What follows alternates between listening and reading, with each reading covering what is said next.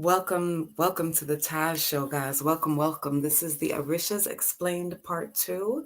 I am Jillian, also affectionately known as the Odd Octopus, the Word Witch. And I'm excited to be here. I'm grateful to be invited to be able to speak about the Orishas with everybody.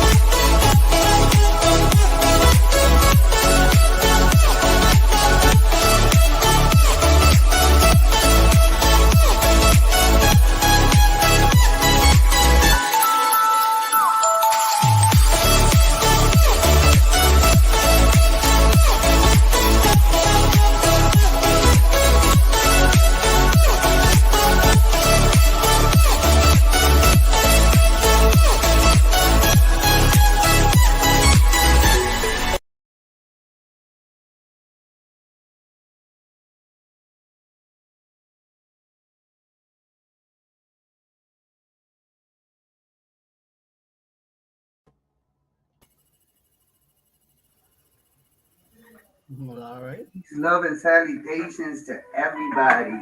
Welcome to another show. It's gonna be an awesome one today, guys. I have a lot in store for you guys. We're gonna pick up right where we left off the first part. The first part in itself was explosive, but today we're gonna explore part two of the PowerPoint that we left behind the last time. But we have a special guest with us.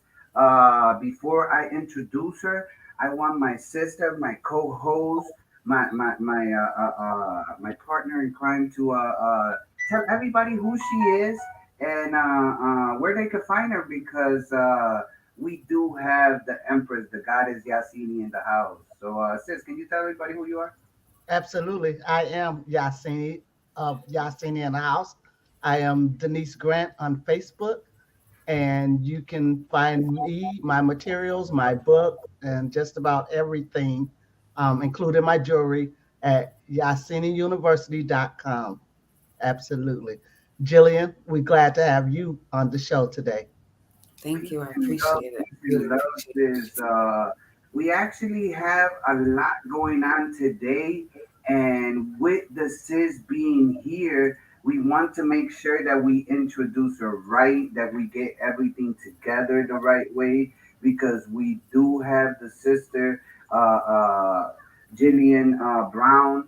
She is an octopus masquerading in human form. She's a psychonaut, an author. She's a poet. She is the Word Witch, as well as she is a Reiki and quantum touch healer.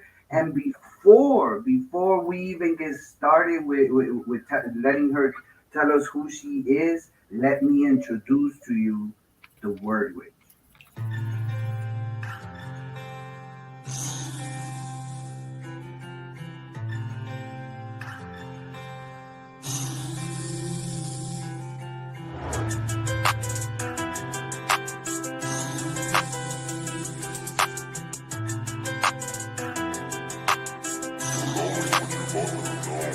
I inspire motherfuckers who act like they don't see me. They'll never admit what I do for them freely. Made me so strong, put me on a box of Wheaties. Believe me, I conjure up more spirits than a Ouija. And the spirits be excited just to meet me. They don't wanna smoke, they just keep it peachy. They be teaching, I be soaking shit up like a squeegee. Cause once your power get too big for them, call it creepy. They just jealous, codependent, know they really need me. Wanna control, hate when I show my freaky. But lately I've been feeling so fucking beastly. I'm a wolf, I guess I eat sheep. Watch them retreat, watch them bleed deep. Try to call a witch hunting, now they intrigued. They wanna meet me, ain't got no relief. I'm on the way, and I ain't talking peace key. I'ma clean this shit up, I'm talking squeaky. For Texas TV, I bet now that you see me. I'ma clean this shit up, I'm talking squeaky. For Texas TV, I bet now that you see me. I'm rated R, no fucking PG. Can't fucking beat me cause I'm a straight up ET. I'm rated R, no fucking PG. Can't fucking beat me cause I'm a straight up ET. I'm rated R, no fucking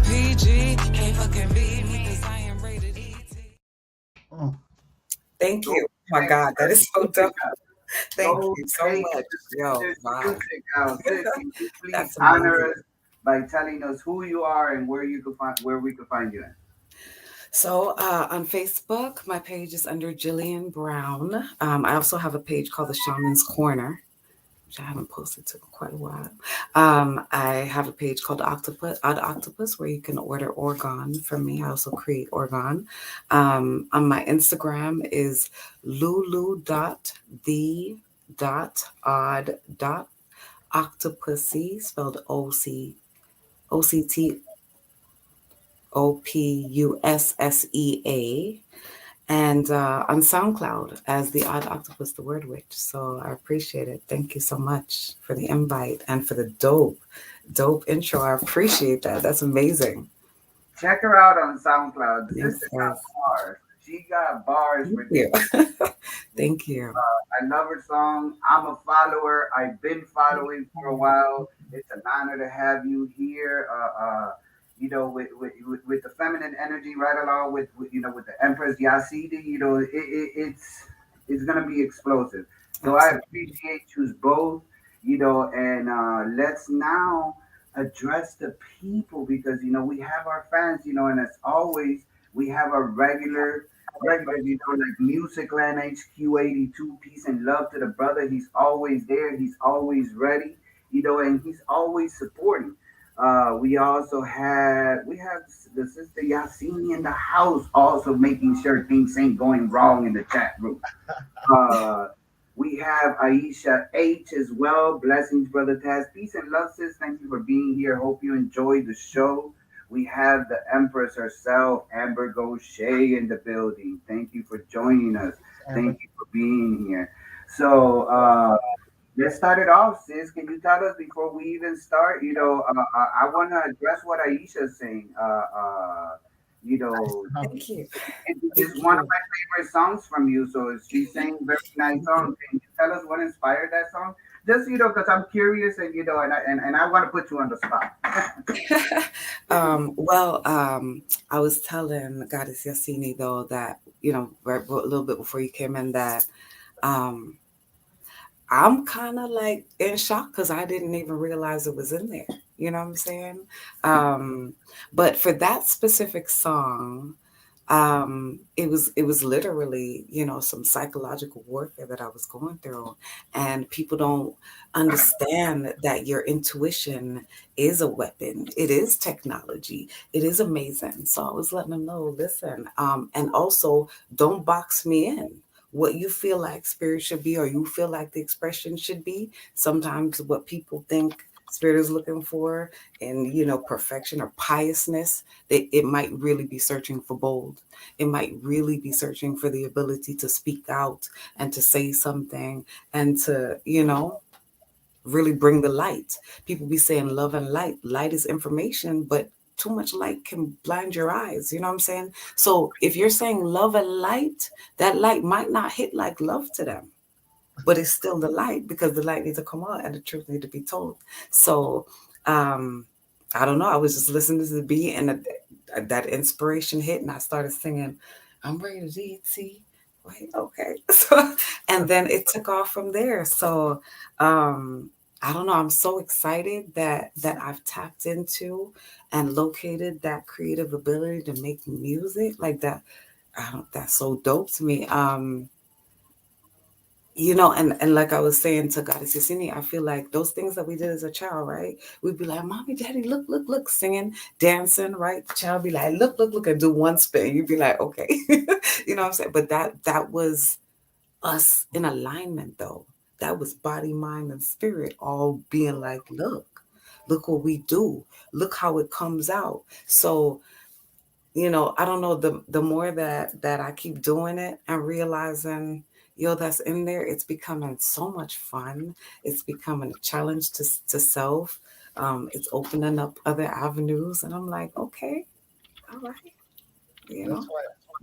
So We appreciate you for sharing that with us, sis, because I'm always intrigued about the science or the history or what it was that that got that person to that song. So I appreciate you for sharing Thank that with you. them. Thank you.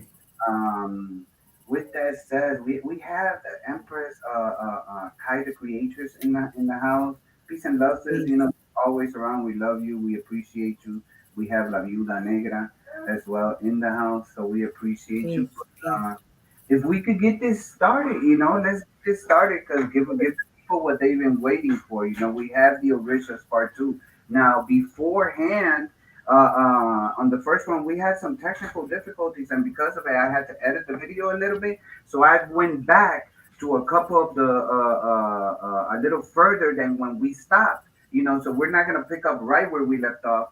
We're gonna pick up before where we left off. So that way we get to do the certain parts all over again. It's not going to be the whole presentation, but they especially since you're here, sis. The first part of the presentation. If it's cool with you, I would like you to read it and address it because I gave my intake the last time along with Sister Yahsinni and Brother Calico, and I would love to hear your intake in it, especially because of what the reference that it makes. All right. So with that said, you know who I am. I'm your brother Tazz. You can find me on all platforms under the Tazz Show.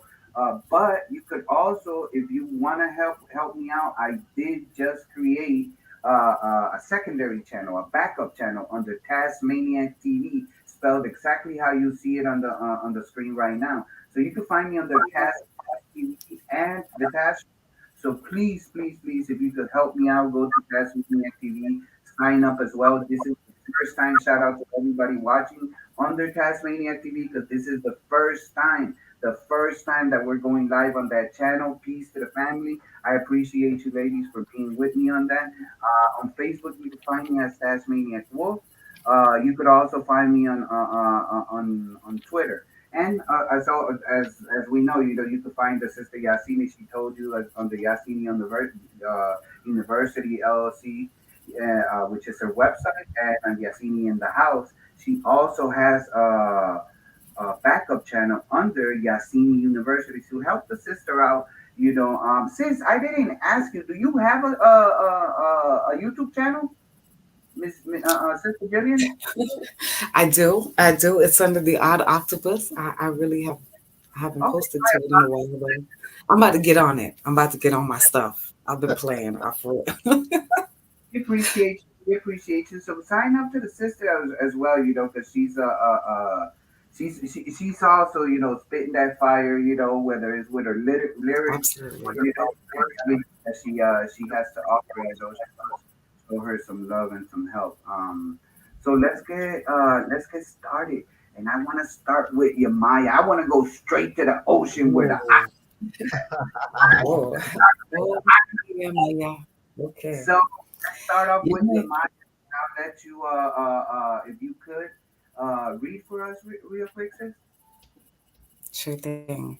Yemaya is the Orisha of the surface of the ocean. She is the other half of Olokun, sometimes a sister and sometimes a wife, sometimes both androgynous. While Olokun is the keeper of secrets and rules over the depths of the ocean, Yemaya presides over the surface waters. Yemaya's name derives from the Yoruba words Yeye or Iya, mother, Omo, there's that, Omo, children, and is it Ija, fish, and thus literally means mother whose children are the fish. According to the Itans, Tales of the Yoruba, Yemaya is a primordial spiritual entity who was charged by Oludumare to assist Obatala with the formation of humans in Olofi's creation of earth. She is recognized as the Orisha of motherhood, aka the great mother and the queen of the sea. Life on earth would be non existent was it not for her. Those are facts, sis. Those are facts. So when we're looking into this, was it not for? I'm sorry, I had the thing scrolling right there. Will be non-existent. Was it not for water and Yemaya, both an essential part of creation? My apologies, I had the clicker right there No, in the no way. worries. No worries. But so we see off the top immediately, that we had. Hold on. There we go. That we have Yemaya, who represents the top part of the water, and her other half, Olokun, which is beneath the water. All right. We have Philly Dog OG in the building. Peace and love, brother. Thank you for being here. We appreciate you for everything you do for the community and everything that you allowed me to share in your channel as of lately. So peace and love to you. Just to give some honors to the elder. So we have that, and with that said, in regards about the stories, I usually don't like to advertise for certain but, you know it's a little insufficient if it wasn't done. So when we're looking at these stories that are being that we're being told, we could see. Hold on, a second. We could find all these stories within this book. I encourage you, if you're a reader now. I do it a lot, as of lately. I encourage you guys to. This is what inspired this presentation. All right. This is not nothing new. This is not nothing that you haven't heard. This is just my perception and my understanding of what I read, what I learned, and what I'm currently embracing. These are the books that inspired my presentation. I invite you, if you choose, to go ahead and go check them out. They are great books. They are amazing in the knowledge that it brings, and I think you would enjoy them as much as I've enjoyed them. So with that said, that is Yamaya. I think I have a part two from, yes, the absolute mother. You want to take this one, Sister Yasini? Absolutely. And before we go, Sister Yasini, did you want? My apologies. Did you want to add something on the Yamaya part? That was rude as hell. Yeah, just a little bit. Why Jilly was sort of snickering is because we had a whole conversation about the water and us being in the water and having scales, and it said it's not dry skin, it's scales, and we had a short conversation about exactly what Jillian was reading, and so that just goes to show you how The synchronicity. everything just fits together. We don't have to do a whole lot of work when we're on the same accord. Synchronicity is crazy. I agree. It, I it agree. really is. So let's continue, sis. The absolute mother. Yes. So legend says that when her waters broke, it flooded the earth, giving rise to the oceans, rivers, and lakes. The first mortal humans are said to have been created in her womb. Since all life begins in the sea, the amniotic fluid inside the womb represents the sea. The embryo, in search of change and growth, begins its journey as a fish ahead of becoming a human baby. Legend tells legend tells Yemaya manifests herself as a mermaid, half fish or snake and half human, which explains her association to Mami Wata from other African pantheons. She's also associated with Our Lady of Regla from Havana, Cuba, in the African diaspora in the Americas. So she's the eldest sister of Oshun and mother to a majority of the other Orishas. She's a master at divination, which is the practice of answers using supernatural powers. So women were banned from using such powerful magic. Yeah. Yes, those are facts. So so we see that that this representation of the water. We already know that that when it comes to the elements, we have two elements that are that are female or represented. Mhm. We have water and we have earth. All right, and and to balance things out, because that's what we're looking for, is balance. We do have two other that represent the male perspective, which would be fire and earth. All right. So when we're talking about the elements, we're talking about the alchemy in between male and female. And this aspect of the absolute mother is always being represented by this flooding waters, the deep waters. In the Bible it says it tells you in the beginning, that in the beginning there was nothing, just the waters, that the waters and the eternal darkness. It was nothing that was ever created. It was already there. It was already part of the everything. The fluid, the embryonic fluid, and the you know the they call it the nothingness, but it's not the nothingness. It's the everything. All right, because to have nothing, then there will be nothing there. That's But when you have everything, then you have nothing but absolute carbon or color or whatever. But what do you ladies want to add something? right. Well, Go for it.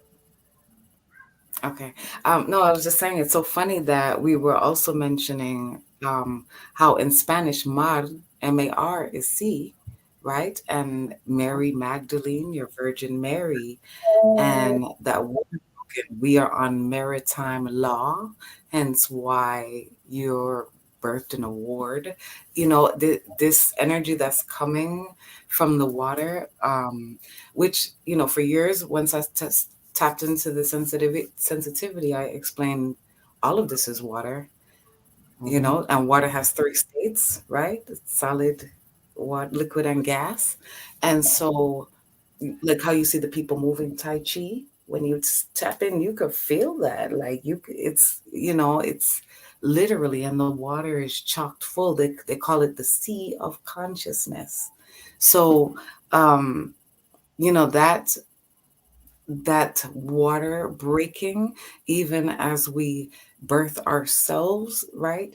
And then we begin to like tap in and start to drink more water and things like that, right?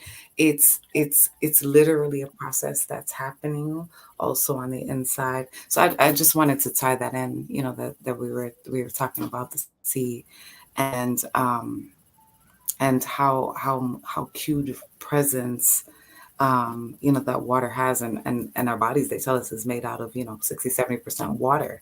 So um definitely the connection to the elements, and to just dig in and understand what those stories, even biblically, is saying on multiple levels. Wow, wow. I gotta say, you blew my mind with the whole Spanish mar means sea Right. and maritime Yeah. law.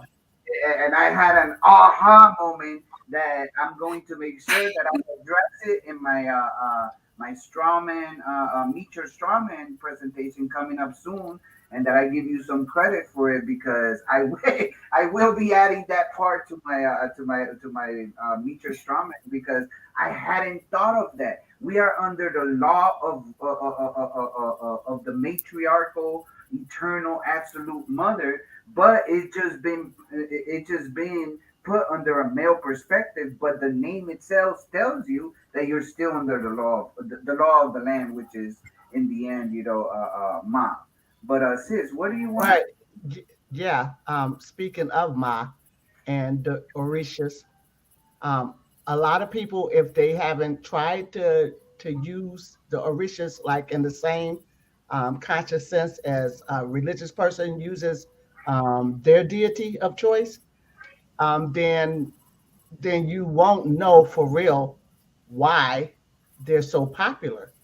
I bear witness that I was in an incident not too long ago where I did end up having to call on Yemaya or Yemaya, and it worked.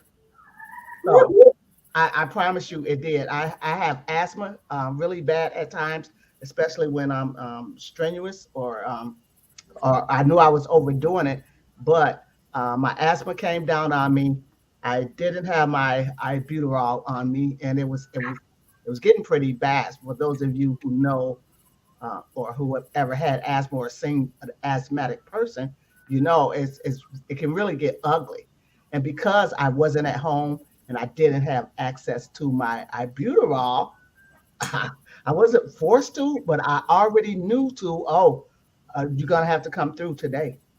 Mhm.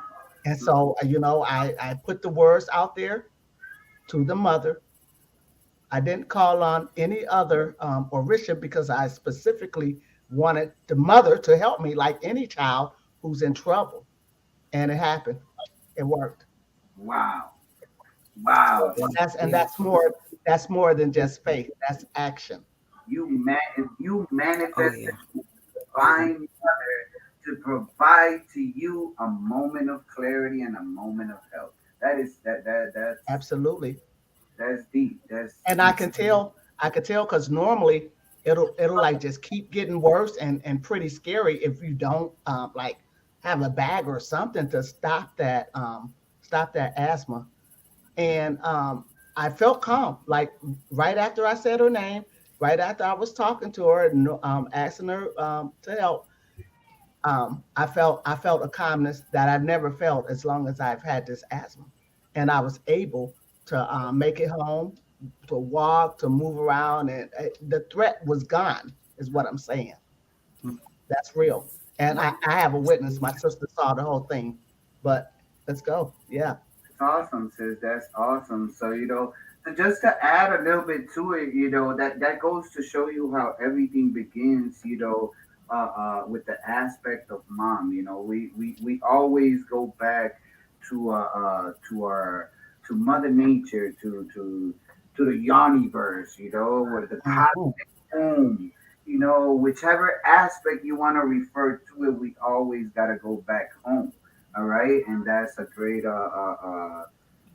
great way to get started. Going back to the way things were, and we're gonna speak a little more into the Divine Mother, the Absolute Mother, more towards the end when we speak of another Orisha as well. Wait, hold on. Is Oh, that I so apologize. I wanted to add one thing if it's okay. yeah? Go. It's funny too that you have, a picture of the fish, the way we saw it on a lot of like bumper stickers and things like that, right? Which a lot of people have connected to Christ, right? Which is also the Vesica Pisces. So when Right. we're talking, right, like there's like you know, so many ways that you can have the perceptions come in. And so this would also be an energy, right? Of, like you said, a beginning, right? And the Vesica Pisces, like the very beginning of like a flower of life, right? So Mhm. um, understanding energetically what the element water and how it can build, right? We also understand that different chemicals, the air that we breathe, right, has some water in it. We understand what humidity in the air does, right? So when we understand the Vesica Pisces, this is also the same shape of a cell when it first splits, right? If we keep drawing it, this was also in school given to us as the compare and contrast bubble with the similarities little thing in the middle. I used to be like, "Why is it so small?" It's because it was spelling. It was never really to compare and contrast. It just needed us to be looking at the Vesica Pisces. You finish the circles around, you're going to get your Mastercard symbol or logo, your Gucci logo that's just open with the G's on the side. So we understand, right? Or Starbucks having, a mermaid there as its logo. So we understand how deep these logos are connected to the energy of water. So if you Google any rich home, right, like palaces and stuff, most of the time they have a flowing fountain in front of their house. And Feng Shui states that this flowing water is flowing abundance, it's life. Water would rain on crops. Water, bring the seasons through. Water would, also could turn into ice, hail. So we understand like that it's also stating that it has the ability to work on multiple levels as well as the different levels, gas, liquid, solid, so forth. I'm glad you brought that up, sis, because I did forget to mention myself that I mentioned it first part, but Yamaya is represented by the constellation of Pisces. Pisces. So therefore, that's where the fish comes in, which, as you so eloquently stated, represents the Vesica Pisces, which is the cosmic womb, that the portal that allows all beings to come into this realm. So I'm glad that you beat that, because I did leave it out from the last time. We are speaking of the Maya. We are speaking of the H of Pisces. It also looks like an eye, right? It's also Yeah, an eye there. All seeing eye. right. Most Hmm. most definitely. So moving forward, let's look into Obatala, all right, because he's quite a character. We spoke on him the last time, but this is where we started having some technical difficulties, so I wanted to make sure that we got through this one, you know, without any problem. So looking at Owatala, I'll read this one since I haven't read as of yet. Uh, so it says Owatala, known as the creator of humanity and all other Orishas, not Olodumare. All right, because remember, Olodumare is the one that told Obatala, listen, this is what I want you to do, and he went and did it. All right, but Obatala is the creator of humanity. Obviously we know that Olodumare is the reason for the whole entire creation. But when it came to Hansan, Obatala is the one that put us together. And I kind when we finish this one, we're gonna realize that it might have been a little better if Olodumare put his hands in there instead of Obatala. I'm just saying, we're gonna look into it a little later, but we'll see. But known as the creator of humanity and all other Orishas, not Olodumare, as well as the oldest of the Orishas. He is the holder of the head and intellect. He rules the mind, bringing peace and remedies for all life-threatening illnesses. He is also attributed with the creation of earth. Before land existed, his father, Olodumare, the supreme god, sent him down to earth, which was then only covered by water. His father's wish was that the creation of earth and was bestowed with a handful of dirt and one chicken to do so. He said to be fair and candid judge, he offers strength to the blameless and justice to the guilty. All right? To the guilty. So Olodumare told him, listen, I need you to go create Earth, and I need you to go create these humans, and here's some dirt, and here's a chicken. Now get to it, you know. And it might sound a little, whatever, but there is a correlation with all creation stories that we've been given. It's just the fact that we're not grasping it that way. He gave them dirt. Remember, humans were supposedly made out of mud. Biblically speaking, I'm not telling you we were, but we do come from the mother, and to the mother we return when this vessel, not the real us, but when this vessel finishes up, we go back to the mother. They bury us. We become the dirt again, the earth. So that aspect we have. You ladies want to add something in regards about Obatala? Well, for and I'm not sure. Every time I've heard it, it rings through as Obatala for me. But right, the chicken. So when we look at a lot of correlation of why certain people will use like chickens, and sacrifice. I don't judge what people do. I personally don't feed spirits blood. I don't. But Those are facts, though. this is. I'm sorry. Those are facts. I didn't mean to interrupt you. Those are facts, though, because you're not the Oh, first no, and no, no, no worries. Sorry, it last was like a one. delay on that end. Yeah, it is. It seems like that there is a delay. But on the last presentation we did, Brother Calico made mention to that, to the point of what a coincidence that that within Buddha we have all these chicken sacrifices, and Obatala is giving a chicken to to get. to create humanity. So there is not far fetched what you're saying, because it's been said before, and I agree with both of you. I think it's an aspect. But please continue. My apologies for cutting you off.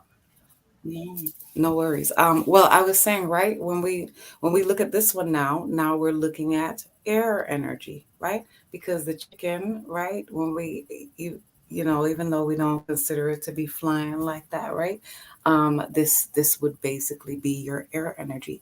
So again, when Sister Yahsinni and I were speaking about the guanine in the DNA, which we have in our us, and it states that we come from, the scales within us. We have the scales of fish, and what comes as the droppings of birds. This may not be that far fetched as may sound. We have a mammalian, a reptilian, what I'm saying, brain. So when we look at these things of us that are literally there in the breakdown of our DNA, we begin to understand, yes, these elemental energies really exist. So, um, you know, it's also, of course, right, water that's in us. So you see that, this is definitely a correlation of energies.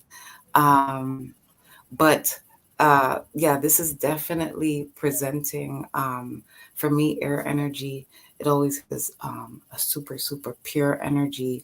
I see you have the white there.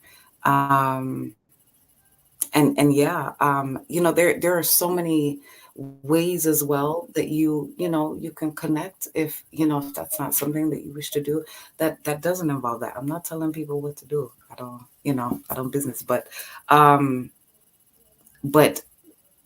the chicken energy, um or if you want to call it that, there are plenty of deities though that are attached to this winged energy. So let me say it like that, right?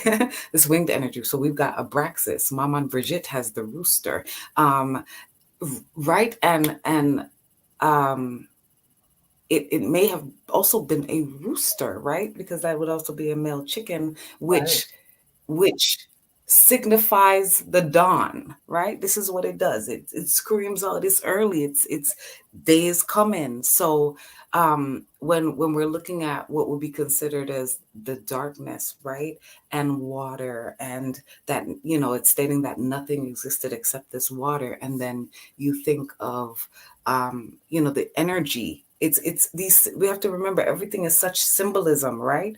And so Mm. when we look at the symbolism, it's what we can tap into when we're breaking down that symbolism, and then looking at also, you know, the deities that are expressed through this symbolism, or the energies, elements, however it is you'd like to um, address them, on whatever level you're addressing them on. But right, air energy, most all of our actions come from a thought first, right? So this is That's right. also understanding, sending it down to earth.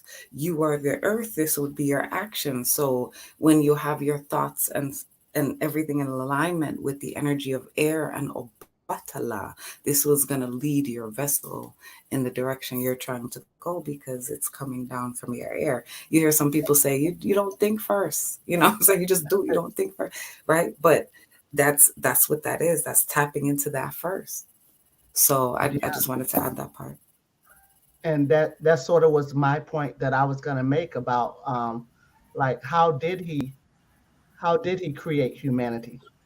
Did he do it like in a biblical sense where he actually took the dirt and created the body and blew into the nostrils, or breathed into the nostrils, and then there was breath and there was life? Or it's just interesting thinking about this, because we have so many creator of humanity stories around. But yeah, just seeing him and looking supreme. I don't know what that staff is in his hand that he's holding, but yeah, I just would want to know later on. Maybe we can do some research and find out that what was the method used Oh, we are going to discuss that, sis. creating a humanity. Yes. Oh, we Oh, about. oh, let's get to it then. we about to go deep into that aspect, Oh, in the next couple of slides. oh, Obatala, as the creator of humanity, he deserves a little bit more than just one slide. So I think he had like three or four, to be honest. But yeah, I thought about those aspects as well, which led me to go look for the creation yes, story, which was the reason to why, if I may remove the book that you see on the left hand side, by Julio Garcia Cortez, The Ocean, has the creation story of all, I mean, has the story of all the Orishas, all right, of all the Orishas that we find within the pantheon. So, like I said, that's the reason for the background that we have currently. It inspired me. I love the picture that it represented. So if you want to know the whole story, because I'm only going to touch one aspect of it, but if you want to know the whole story, feel free to you could Google it. You could definitely Google it. I like to have reference so I could go back and read, myself. That's my personal preference. But going back to the thing. So let's move forward so we could get to the let's talk about the saber tree real quick, because this is something that I shared on the first one, and I wanted to touch base on it. So you want to take this one, sis? Yassini? absolutely. So the saber tree, this blessed tree is related to Abatala, which I agree with Jillian. I usually say Obatala. So it's the owner of all heads and other orishas within the Yoruba pantheon. It's a sacred tree within Santeria or Santeria, the Congo, the Mayans, and many others worldwide. Respect is demanded by the OSHA, which establishes that it is strictly forbidden to damage the saber tree, since any act carried out against it will be taken as a desecration of the religion. Punishment imposed for such sacrileges are paid with life.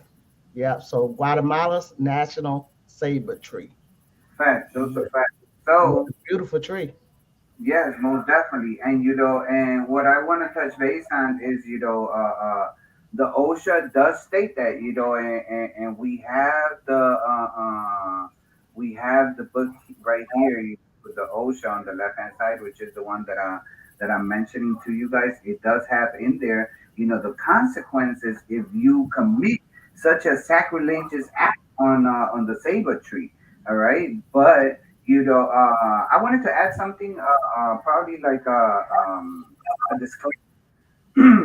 The Mhm. sisters are not wrong in one bit in regards about the pronunciation. Now,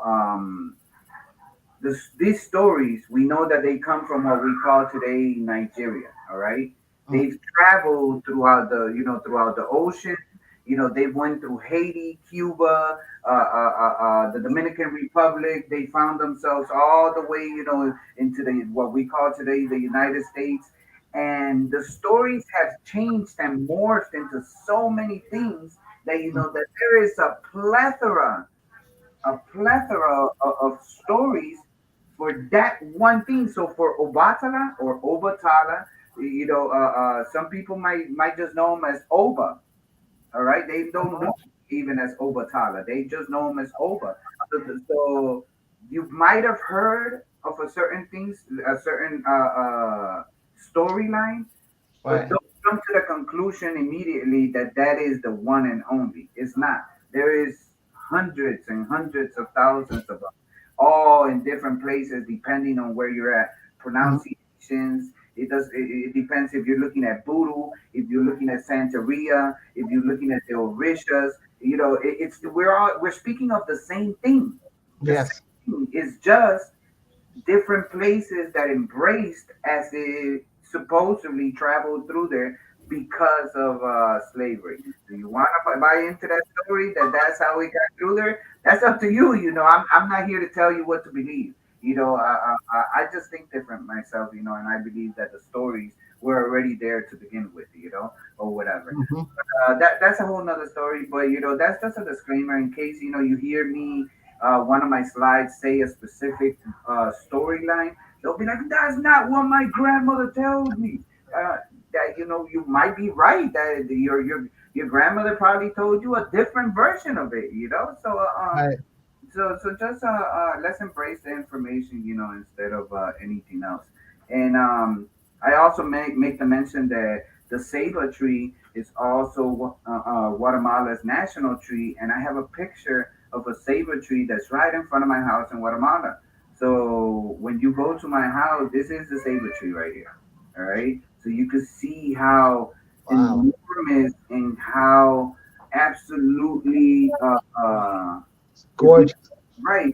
I mean, I grew up, you know, climbing this tree, and now it's just enormous. When I was first climbing it, it wasn't this mammoth like, and it's never gonna stop growing, and it was just a little place. Now they had to make a whole thing, for the tree itself, and just like in other places, they do not we do not take kindly to you doing anything to our national tree, so just as a little reference as to what's going on, but let's look further and see the Orishas in the sky. All right, you want to take this one, Sister Jillian? Sure thing. In the beginning, there was only the sky above, water and marshland below. The chief god Olorun ruled the sky, and the goddess Olokun ruled what was below. Obatala, another god, reflected upon this situation, then went to Olorun for permission to create dry land for all kinds of living creatures to inhabit. He was given permission, so he sought advice from Orunmila, oldest son of Olorun and the god of prophecy. He was told he would need a gold chain long enough to reach below, a a snail's shell filled with sand, a white hen, a black cat, and a palm nut, all of which he was to carry in a bag. All the gods contributed what gold they had, and Odumilla supplied the articles for the bag. When all was ready, Obatala hung the chain from a corner of the sky, placed the bag over his shoulder, and started the downward climb. When he reached the end of the chain, he saw he still had a distance to go. From above, he heard Odumilla instruct him to pour the sand from the snail's shell and also immediately release the white hen. He did as he was instructed and told to. Facts, those are facts. So here we have the beginning of the storyline, right? So he was given, the rooster or the chicken or whatever, the white hen, but he was also given a black hat and a palm nut, and and a bag to carry everything on. All right. So what I want everybody not to embrace, but just to allow yourselves to think of it. He was given He will need a gold chain. When we're thinking, at least when I think of chains, I think of DNA because that's what I think of. DNA strands look like chains. Now, where do we find a lot of our DNA? In our spine column. All right, our spine column has a big plethora of DNA. So imagine if there was a possibility that the story of creation of Obatala or Obatala is actually the story of the Christ consciousness coming from above, going down the spine or down the chain to reach the bottom, and where he's got to be reborn again from the dirt, from the from the bottom, the bottom chakra, and be raised back up. That's it. That when we're looking at Obatala or Obatala, represented by the white dove. When I think of the white doves, biblically speaking, I think of the supposed Holy Spirit, which was the place that took the mother. All right, so it fits at least to me to see why something that's represented as a mother was giving the storyline of creation. All right, from my perspective. But do you ladies want to add something? Because I mean, at least that's what I caught from it, and I wanted to people to get like an understanding of what I thought. There's more to it. This is not the only part of the story that we're gonna address. There's a second part. But before we move to the second part, I would love to hear what the goddesses have to say. I just wanted to say, Well, oh, sorry. when they sent him Go down ahead. Go there, ahead. he that bag that he has is his bag of tools, Those are facts. right? The gold chain, the snail shell, and all of that. So he know he's going down to the land of water. He know he's literally gonna have to build humanity at least. I mean, he's already got a black cat. He's got his palm nut. He's got his snail shell. He's got his chain. And so I can see some ingredients here where he's getting ready to build humanity out of. So this already is answering some questions, and I don't want to get ahead again with other questions because I see you've done your homework task and covered everything already. It's getting really interesting to me now, is what I had to say. Okay, and Jillian, Well, I just wanted to add. Yes, thank you. So I just wanted to add, right? It's so interesting when you look at, like you said, like a lot of the deity stories, right? So in Greek mythology, they love to tell you how Zeus knocked up a woman, and one time he did it through gold showers, right? And this mhm, is gold energy, right? But we know that on the periodic table, AU is for gold, mhm, and we have an aura, right? So mhm, that Christ energy is generally connected with that golden energy. So the same thing that I got, this is, they're talking about a bag over the shoulder. It's the same thing with Santa Claus, which is also the colostrum, and the same thing, right? The consciousness um taking its statement through there. But right, that gold chain, like you said, absolutely, the DNA, but also, that Christ energy. It's which can also be um, correlated with the story of like Jacob's ladder and things mhm, like that. So again, right, the energy of spirit, right, and they say as above, so below. So it definitely, like you said, the stories have definitely gone through their filtering and their changes over time. But when I tap into these energies, like, again, right, the multiple levels, and we definitely are multidimensional beings, but it seems to definitely be explaining that what we would classify, or how we would see it as a descent, right, of spirit mhm. to earth. And then again, the guanine again, right, it's saying he used the sand from a snail's shell. um and man, it's amazing. And so also, when these stories include these items, a shell, a cat, a palm nut, right? It's really, really beneficial to look into these specific items as well.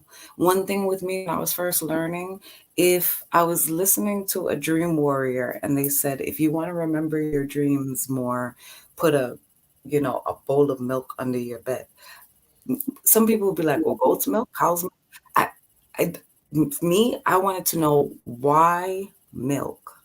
You know what I'm saying? Because then you can kind of answer those questions on your own about which kind of milk you want to use, because you would understand what type of energies you'd be tapping into. Hmm. So even going back to the saber tree, right? I did express there that I'm a psychonaut, and it's amazing. Like, on a certain level of sensitivity, it's it's all super psychedelic for real. And the energies expressed, right, in these different plants, in these nuts and things like that, right, are super explosive energies and have so much information in them. It's ridiculous. So I just wanted to add that because this is actually my first time, hearing this, but that's definitely what I saw and what's being tapped into me from this particular slide here. Awesome, awesome, awesome. Thank you so much, sis. You want to add something else, Sister Yasini? Because I saw you agreeing with a lot of stuff, like you were tapped in as well. I see a connection with both the empresses. Well, I wish I would have got a chance to build with you ladies ahead of time. Again, my apologies for being casually and fashionably late. But did you want to add something, sis? I really just want to ask you and Jillian a question to see if either of you can answer it. Please. And why the black cat? Why not just a cat? Why the black cat? Why the black? um, you know, um, what's funny is that black cat expression is in a lot of places. There's even like a tarot card that has it there. Mhm. Um, and it's so funny, they place it around her ankle. And in one of my visions, I saw that there's a black cat that literally goes around one of my ankles. But right, cats have so much instinct, right? So much instinct.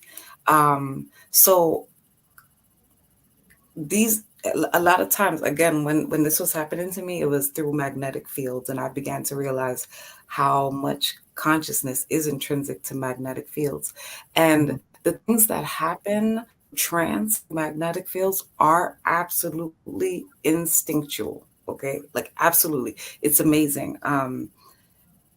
Like for instance, the things that like you said, it's all inside of us, right? So we're not really learning, we're truly remembering.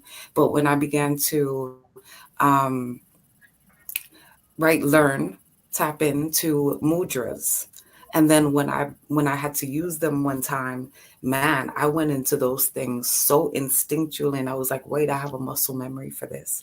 Cats also, right? Again, I stated that this was also correlated to the Jacob's ladder, and them talking about fallen angels, and they'll tell you that the same stuff that is in us is literally the same stuff that's in stars. So Right. um cats, right? As long as it's above like a third or a fourth story. I watched a video one time of how their bodies do like this when they're jumping down from 3, 4 stories, and then they land on their feet so Mm. light and keep going. And it was it was mind blowing. And so, um, of course, you have your Sekhmet, your Bast energies, and things like that, right? The cat, the lion, the Leo energy, that's also masculine energy inside of a feminine form. It is the cat is definitely balanced energies when you see it like that, right? Even though a lot of times people tend to initially just correlate the cat with feminine energy, but that's what kind of makes the lion so powerful. So this is what they're doing also in masonry when they put the compass for the square with the circle. So it's literally how it relates to me is like a literal blend and a balance of energies. So Mm. you also have the tabby constellation, and you have tabby cats. So how far this goes and how many layers and levels this goes, who knows. But Well, that's just some of the information that I was pulling forth in well, regards to the yeah, cat. I'm thinking, I'm assuming that Batalad knows what to do with all the ingredients that his mother's or that his father sent him down here to do. So he Mhm. was performing a ritual nonetheless, with the sack of tools that he gave him. So I'm like interested if they are they gonna. I know they're not gonna give us a ritual in this story, but I'm just showing how it was already thought first. It was already thought up, and then it can go into a physical presence. So you're right on track so far, Taz. Right, those are facts, and just to add to what has been said, Black Cats, aside from Disney and and the movie theaters and all that, where they present it as bad luck and all this other stuff, in reality, black cats represent good luck, all right, and that's in many countries worldwide. A black cat is considered just good luck. Period. One of the places is in Japan. If a woman happens to own a black cat, it's believed to increase her number of romantic interest. So so more men are gonna be attracted to her. We also have England, Scotland, where a cat is viewed as good luck, within itself, and all cats in general in Russia are considered good luck cats. But let's not forget also what the sister said. Maybe because they are connected to bats. When we go back to Egypt, when we go back to the motherland, we do know that cats have this connection to the spiritual realm. All right, specifically when it's a black cat, and in Egypt, the black cat was like the best thing to have. They were always around pharaohs or around the royalty that we find within Egyptian the Egyptian pantheon. So there is so many aspects about the black cat within itself. That I kind of see the correlation, and you see it even in the movies. Where they present it to you that when it involves a spell or some type of magic where a witch is casting a spell, there's always a black cat involved. And so earlier, Jillian and I were talking about like the light or the energy inside of you that everybody else can detect it when they know how. So standing at my friend's house one day, there's a black cat. There's two other cats too playing, and then I get out the car, and the black cat walks up to me, sits at my feet, and just sits there. So I told my man, I said, get the cat. He's coming home with us. We took the cat home.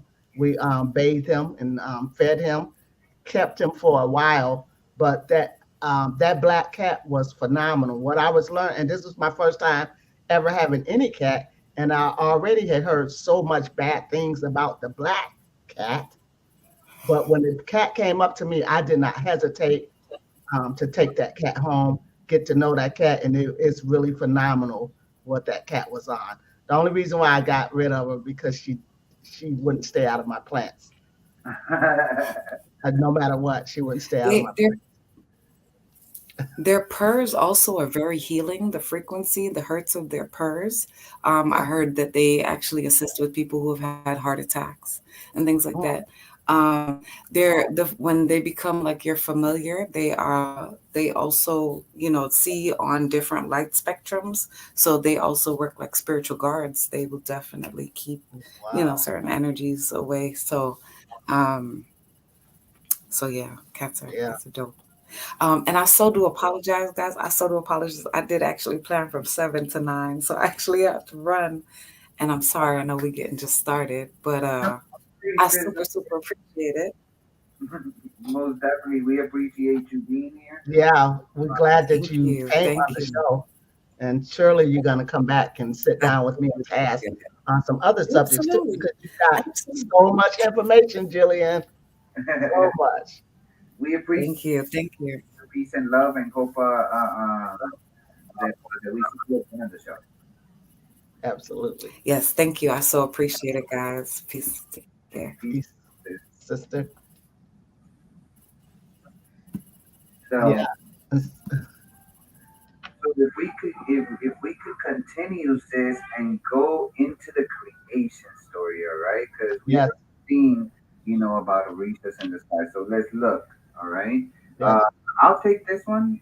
You take the next one.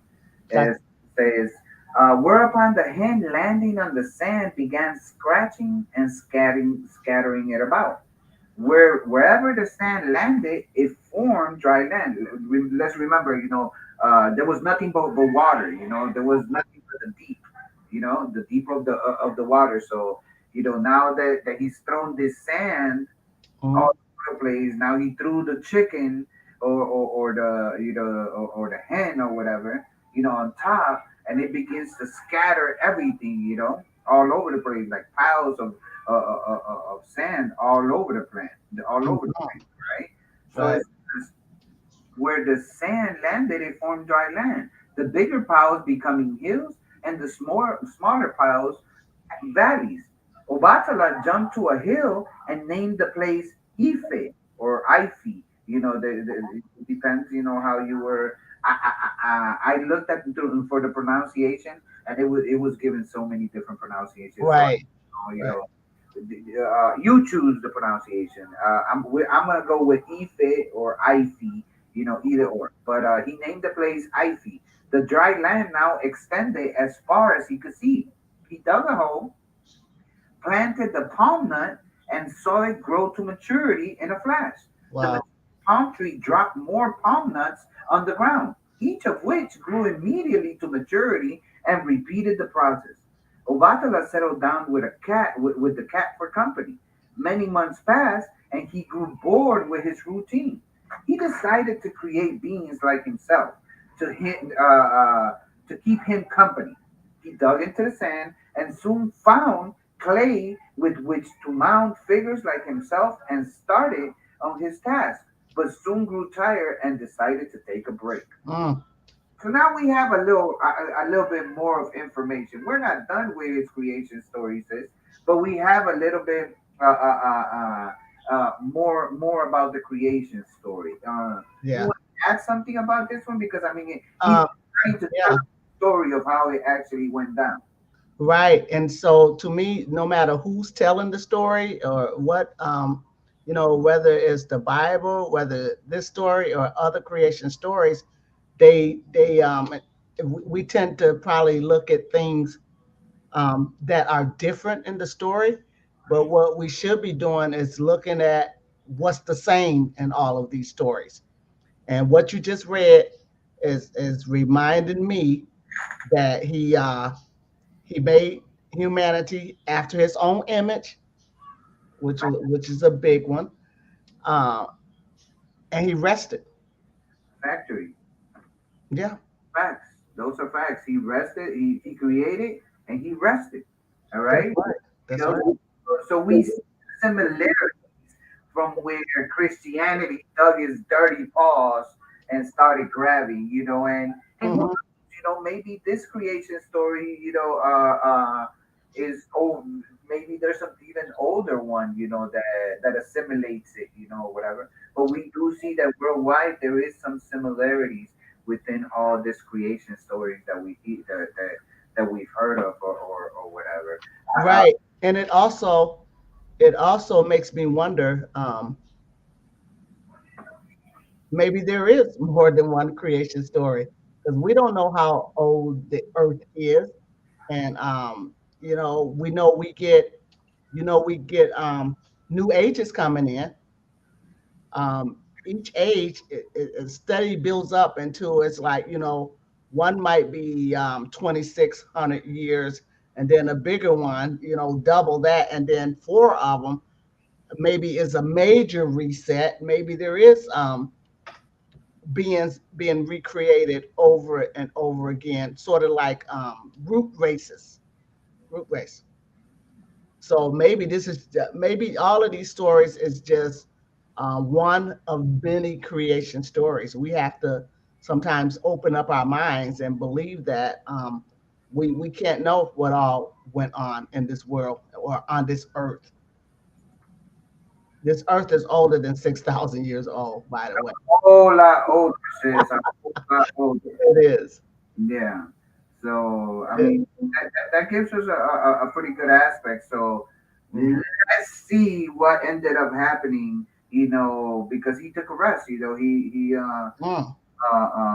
Why did he take a rest and what happened because of the rest? So Sid, do you wanna take this? Yes, protector of the deformed.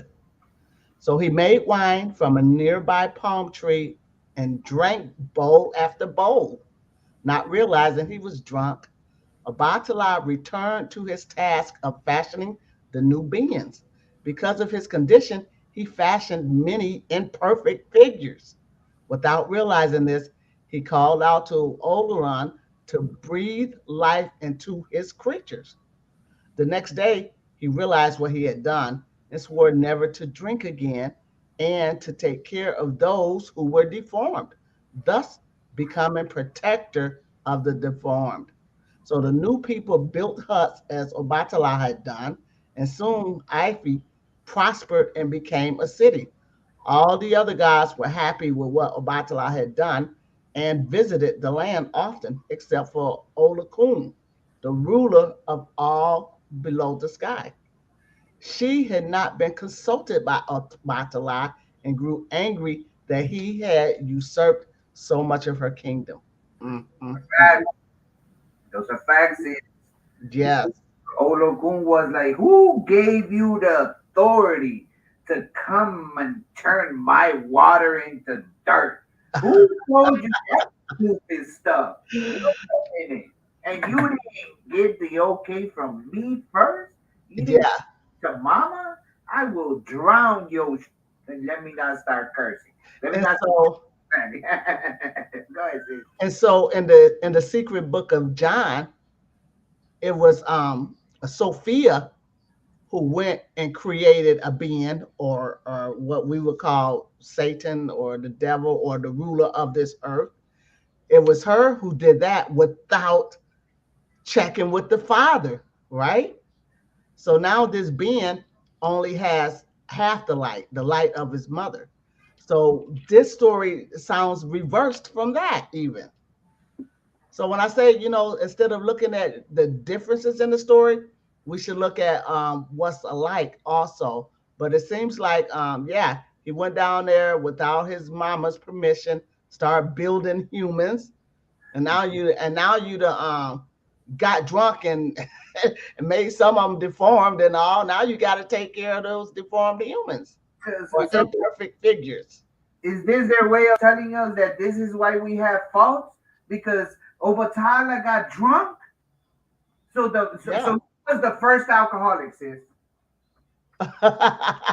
And look how long alcohol's been around too. So Right. It's been like wow. And forever and and it's like so it shows a part of humanity in these gods. You know, he got woo, he yeah, got tired. He got tired for one.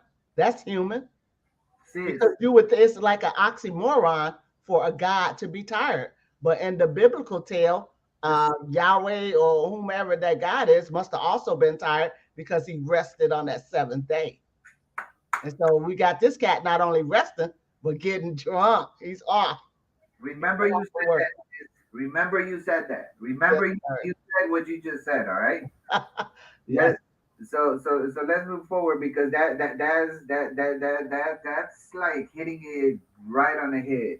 All right. But we do see, that how do you get drunk and you're a god, How do you get tired if you're a god, How are all these situations happen? So wait, are you a true god or what's going on Whoa. here, Whoa. There's some type of Right.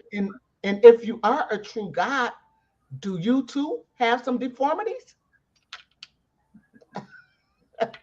most Maybe you're not perfect. Maybe gods aren't perfect. Maybe that can mean that we can be gods. We're not perfect. We get tired and we get drunk. that that So explains the why, right? So let's look at absolutely. wrath of Olokun because Sis didn't just sat around and the waters just remained calm while Right. when she found out all this shit was happening. You know, Oh, Sis was like, wait, y'all, you forgot I'm here, right? So okay, right. check this out then. Check this out. So let's see what happened. So it says when Obatala returned to his home in the sky for a visit, Olokun summoned the great waves of her vast ocean and sent them surging across the land. Wave after wave she unleashed until much of the land was underwater and many of the people were drowned. Those that had fled to the highest land besieged the god Ishu, who had been visiting, to return to the sky and report what was happening to them. Ishu demanded a sacrifice be made to Obatala and himself be heard before he would deliver the message. So he's like, I know you dying. But I need to see some blood. Yeah. I need a sacrifice right here because I know you're in need, but I need to know you're in real need. You Right. know, so as he demanded a sacrifice to be made to Abatalan himself before he would deliver the message. The people sacrificed some goats, and Ishu returned to the sky. When Orumila heard the news, he climbed down the golden chain to earth and cast many spells which caused the flood waters to retreat and the dry African land reappeared. So ended the great flood. Mm. So now we see this aspect where where if you don't ask the mother what you about to do and you just get to doing things, you will get the wrath of moms. She will come for you, and Mhm. and if you have a complete household, she might not even have to do anything because daddy gonna enforce law. Daddy is all law, all Yeah. law. So he's gonna enforce all law. And who's all law? All law is Allah. He gotta enforce Right. the law of the land. He's gotta enforce Mama's law. There is no way around that. But sis, please go ahead. I want to say that when Arunmala heard the news, he climbed down the golden chain to the earth. Now, that sentence about the climbing down makes me think of like trees and how tall they must have been in some other world where they wasn't being constantly chopped down and turned into paper or wood. Wow. Um, I know, Taz, we've talked about like there was no forest or there are no forests now Right. in reference to the fact that they cut all the trees down, and even these trees that we see right now, these ain't even real representatives of what the trees should be like. And because of tainted air and probably not enough, they can't deliver us enough oxygen, so we are shrunk down, trees are shrunk down. And when you talk about the golden chain to the earth, that again, the other part is telling me that there is something connecting humanity or each human to the sky. And if the golden chain could be invisible to us, but very much a chain. And that's how, say, if you near death or have a near death experience, and it seems so real and so vivid that you were in heaven or whatever, the people in heaven or they would know that you're not one of them because they would see that golden chain. There's an attachment from the people to the heavens or the stars and whatever's up there. This is why we say everything is connected or interconnected, and I do mean everything. Wow. Wow, sis. It's it's an amazing grasp of things, and once you start putting all that together, that's what and not only that, if you look at the chat, says there Aisha Hall should be right up here with us because We'll send her a link. talking about Jack and the Beanstalk coming down Yes, the tree, the gold yes, story that what they went up there and got. All right. yeah, So plugged in. She's definitely plugged in. Uh Abina Hua Tawantin Suyu. Oh, that's an awesome name. He speaks. Let's go. Let's go, brother. I hope you enjoy the show. Or sister. I'm not sure if you are here or and but so and so when he climbed down that golden chain to earth and cast many spells, and that's what caused the flood waters. So it's not so much, the biblical sense is that we we messed up by sinning so much. Oh yeah, tinfoil, the meta media. oh, Green Giant. There Remember we- those commercials, sis? Yeah, Green Giant. right. Go ahead, sis. Absolutely. Absolutely. So this story is putting everything on the gods, saying that they the ones who messed up and caused, because of the spell, caused the flood waters to retreat. Let me see what's under there. And then to land the land to reappear, the dry African land reappear. And that gives us the reason as to why, so many say, that we all come from Africa, because when the waters receded, the Mhm. only one that was still attached, Yeah, to the stories, the Gia only one and that was still attached to the land and never moved from the place that it stood from its origins was Africa. Africa has always been, and I'm not telling nobody, that yeah, that is the origin story or whatever. I'm just telling you, some facts, about whatever, But mhm. we do know that at one point in time, all the lands were together, But that's a whole the different aspect. Go ahead, sis. I interrupt you. My fault. No, that's what I'm just saying is how there's already turmoil, even though they're gods, there's still turmoil up there with the gods, even and they're creator gods, and they're creating humanity based off of them. Most That's what it definitely. looks like. Uh-huh. So it holds true for us being created in God's image.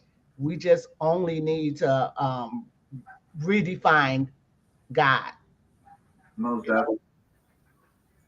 because Now, there's a time when we couldn't say we were gods. right. Now, when we look at these stories, sis, about ancient floods, we find it everywhere, sis. This We do. fluid of of the mother's wrath, if you want to call it that, if you want to call it the great deluge or whatever, we Mhm. find it everywhere. So let me share this slide with you. It says ancient floods. The flood or deluge story is a great flood, usually sent by a deity or deities Mhm. that destroy civilization, often in an act of divine retribution. Mhm. Parallels are often drawn between the floodwaters of these stories and the primeval waters which appear in certain creation tales, as the floodwaters are described as a measure for the cleansing of humanity in preparation for rebirth. Most flood tales also contain a culture hero who Mhm. represents the human craving for life. The flood tale occurs in many cultures, as seen in the Mesopotamian flood stories, the Genesis flood narrative, Noah from Noah in Islam, Manvantara, Sankhya in Hinduism, the Gun Yu in Chinese mythology, Diocletian and Pyrrha in Greek mythology. We have Bergoma in the Norse mythology. We have the arrival of the first inhabitants of Ireland with Caesar in Irish mythology. In parts of Polynesia, such as Hawaii, the lore of the Quiche and Mayan peoples in Mesoamerica, the La Corte Orioles Ojibwa tribe of Native Americans in North America, the Muisca and Kanyari confederations in South America, Africa, and some Aboriginal tribes in Australia. So this flood story says when Mhm. Olo Poon just invokes her wrath, Mhm. or when this divine deity or whatever creates this great flood, it Mhm. it's all over the place. I think that we could stay. It's safe to say that it is something that is embraced worldwide. We can't come. We could come to an accord on that. That if it was, if what is being presented is true, is that at one point in time there was some type of flood. Right. I mean, can that be assumed? You know? Absolutely. And it looks like it's innate within all the tribes of people or all the nations. It looks like everybody's got their um, deluge story. I'm glad you read that too. Because I'm glad that didn't follow me. Because who knew that there's so many mythological stories about like pretty much about everything. About But this story is so important because it means that, not the end of the world, but definitely the end of the world as you know it. Because after all these flood tales, humanity still existed or was able to bounce back or whatever.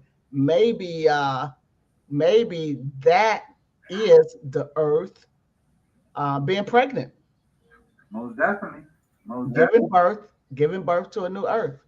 Most definitely. And I just remember that I attached some stories to a couple of them, like Nu and Noah in Islam. Hmm. I have the story of, the flood guy. I have links in the video just so the family understands that, that I thoroughly researched. Yes, this is a wiki article. Yes, it is. But if this is just to show the fact that, that the story is there, it is credible in existence. We have the Gunju in the Chinese, the Great Flood in China. These are absolute facts of events. Well, let me not say facts. These are storylines that it is factual that they were told. Is it factual that they occurred? I wasn't there. I can't tell you they did. There is certain evidence that could tell us there is a possibility. Can I make that assumption that it did or didn't? I can't. All right, but I do have all of them.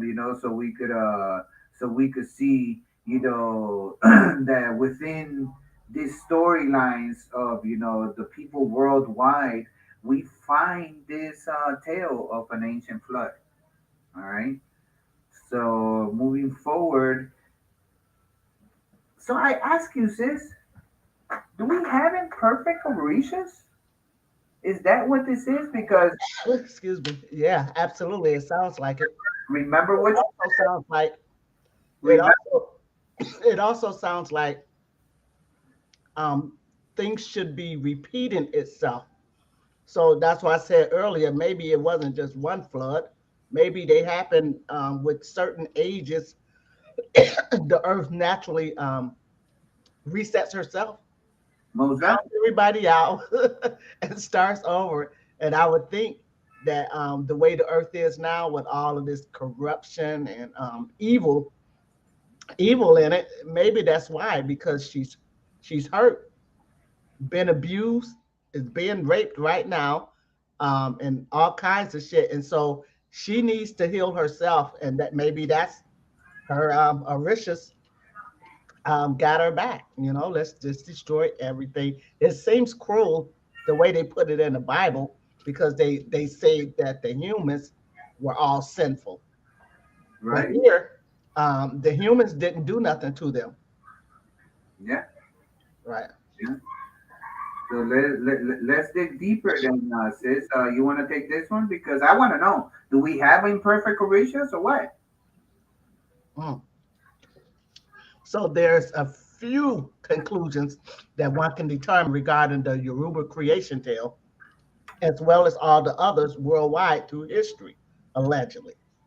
First, we can find a consistency among the Orishas and the other deities. They are not perfect. We see Obatala fall victim to alcoholism, which leads to mistakes in the process of creating new beings. On the other hand, Olakun shows how spiteful she can be during her rage by annihilating innocent people. Emotionally, Orishas are never in control and suffer emotionally, which we can all agree is a human emotion. Loneliness leads to his drinking, and shame overwhelm Obatala for his mistakes. Meantime, Olakun is angry and vengeful. Yeah, So are we talking about humans or are we talking about gods here, sis? both.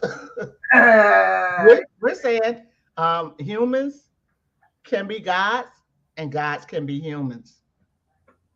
That's right. mhm. And and with our other tales, or biblical tales at least, we saw Jesus get angry and like start turning over tables, Wait, whipping the animals. I thought I was the only one who thought that that is cruel, and he shouldn't even be showing anger. But just like in the conscious community, if people think that you're conscious, they expect you to not be angry, not call names, and not be acting like these guys that we're talking about now. But really, it may just boil down to balance. Like all good all the time can't be good. All bad all the time can't be bad. You need balance, and maybe that's why we get angry and do things to like because probably been doing so much good and holding so much stuff in for the sake of being good. Eventually, that shit is gonna come out. It's going to come out, and so those are facts, sis. Those are we're facts. saying that there are some imperfect orishas or gods. Right. Or at least some of them are embracing what we call human traits, anger, Mhm. and tiredness and all of this, I'm not telling you that they are imperfect. I'm just telling you that from my piece of understanding, I could see that, that there is certain traits that they belong to us, so that could it be Yeah. that I could be Obatala then? Does it mean that you could be Olo Kunsis? I think we have possibilities. I think we just forgotten about Yeah. those possibilities. But let us continue. So let's look into Ogun. We finally reached the end of Obatala, and he was an interesting character. He was a very interesting character. He offered us a lot of information in regards about his creation story. So let's look into Ogun right now because Ogun is a good one as well. All Mm, right. Uh, right. so let me get this one, and I'll let you get the other one. Ogun is the owner of all metals and minerals, especially iron. He's associated with knives, machetes, nails, metal tools, firearms, and other weapons, as well as mountains. Generally, he's portrayed as a solitary blacksmith or ironmonger who lives alone in the forest. I need the family to remember that as I'm explaining the characteristics of Ogun. All right, so I'm gonna read it again just so for those that that weren't paying attention, and now that I'm making the reference, please remember his characteristics and what describes him. All right, Ogun is the owner of all metals and minerals, especially iron. He's associated with knives, machetes, nails, metal tools, firearms, and other weapons, as well as mountains. Mm, Generally, he's portrayed as a solitary blacksmith or ironmonger who lives alone in the forest. When the Orishas came to Earth, Ogun was given the task of clearing the forest with his machete. The mm, Patakis, or sacred stories, tell us that Ogun's father is Obatala. His mother is Yemu, or Yempo, also known as Yemaya, and his brothers are Elegua and Ochosi. mm, Often, Shango is also mentioned as a brother or half brother. He was said to be one of the first Orishas to visit Earth to seek an adequate place for humans to live.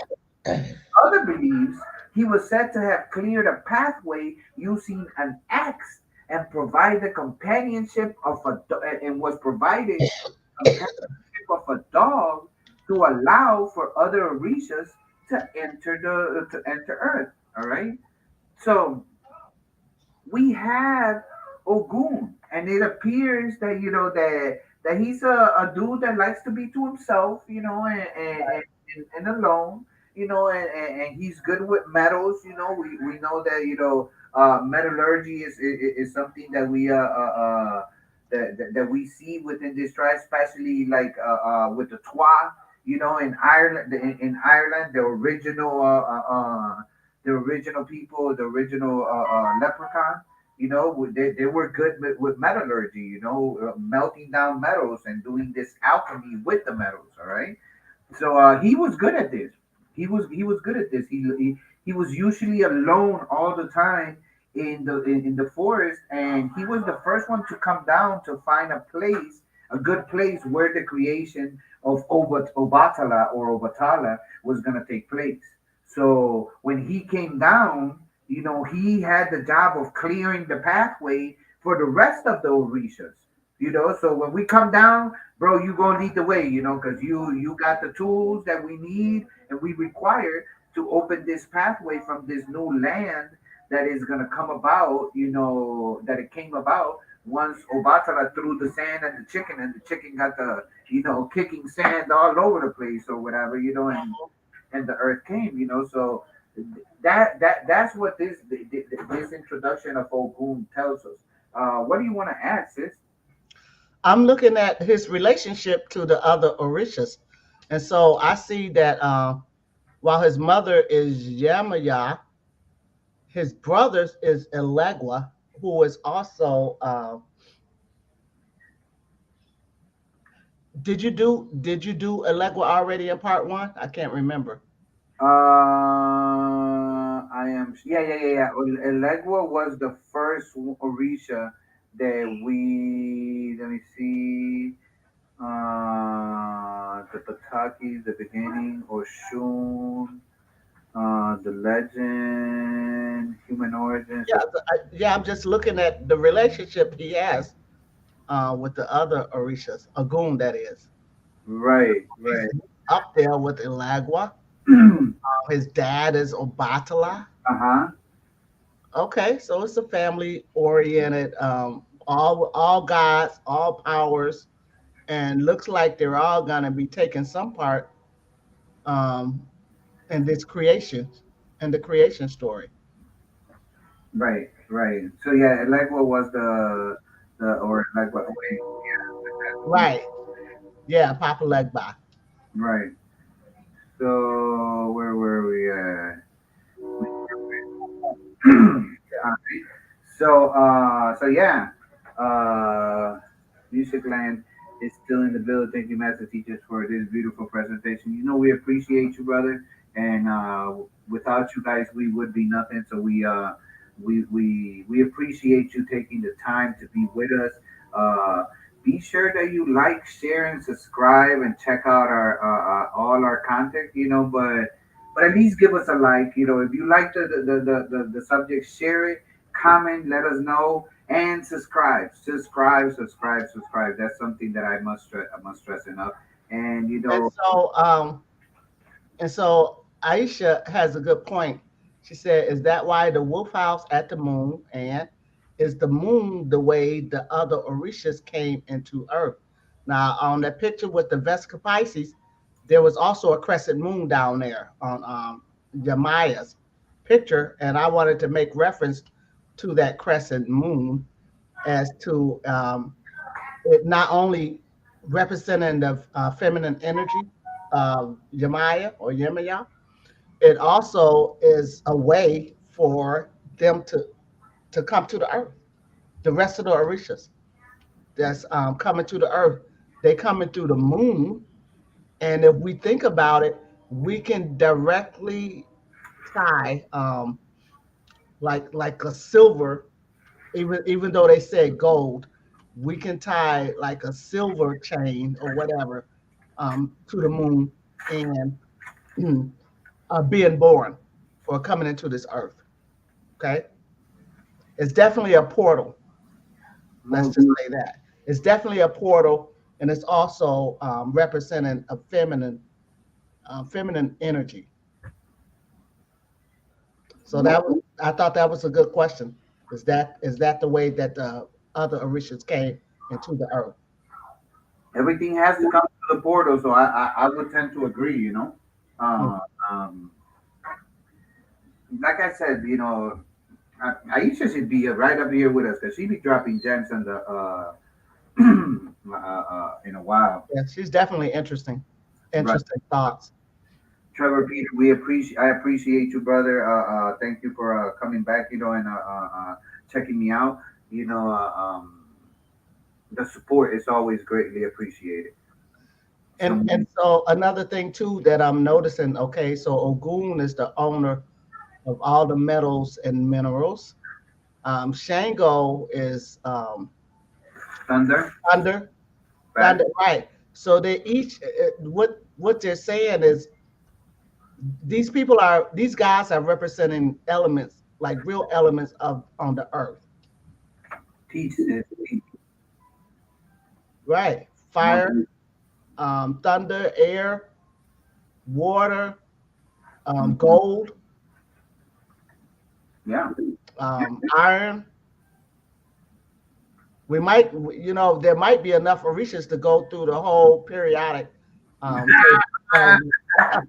Somebody up there earlier said they had like a whole bunch of Orishas. Yeah. Oh, yeah, yeah, yeah. Yeah, Right here, we are only addressing what we call the main ones. the the seven African powers is the book on the right. All right, those are the ones that we are addressing. There is a plethora of Orishas, not just the, and I'm not addressing just the seven because you can't address the Orishas without speaking about Olodumare, and certain other Orishas. You can't just speak of Yamaya and not speak of Olokun. So it's something that has to be out there. And to give a shout out, another place where I found a lot of the information. What is the goddess's name, sis? The god witch Yaya? Oya. No, Yaya, yeah. The YouTube channel that both you and I Oh, follow. Blackwood Yaya. Yeah. Yeah, the Black Witch Yaya. Go check out her channel. I do not know the lady. I'm not putting her out there because she's my friend or nothing like that.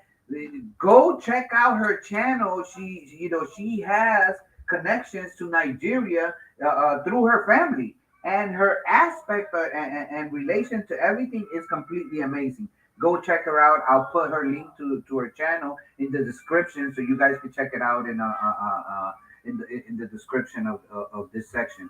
But moving forward, uh,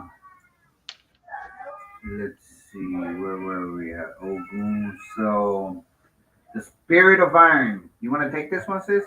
Yes.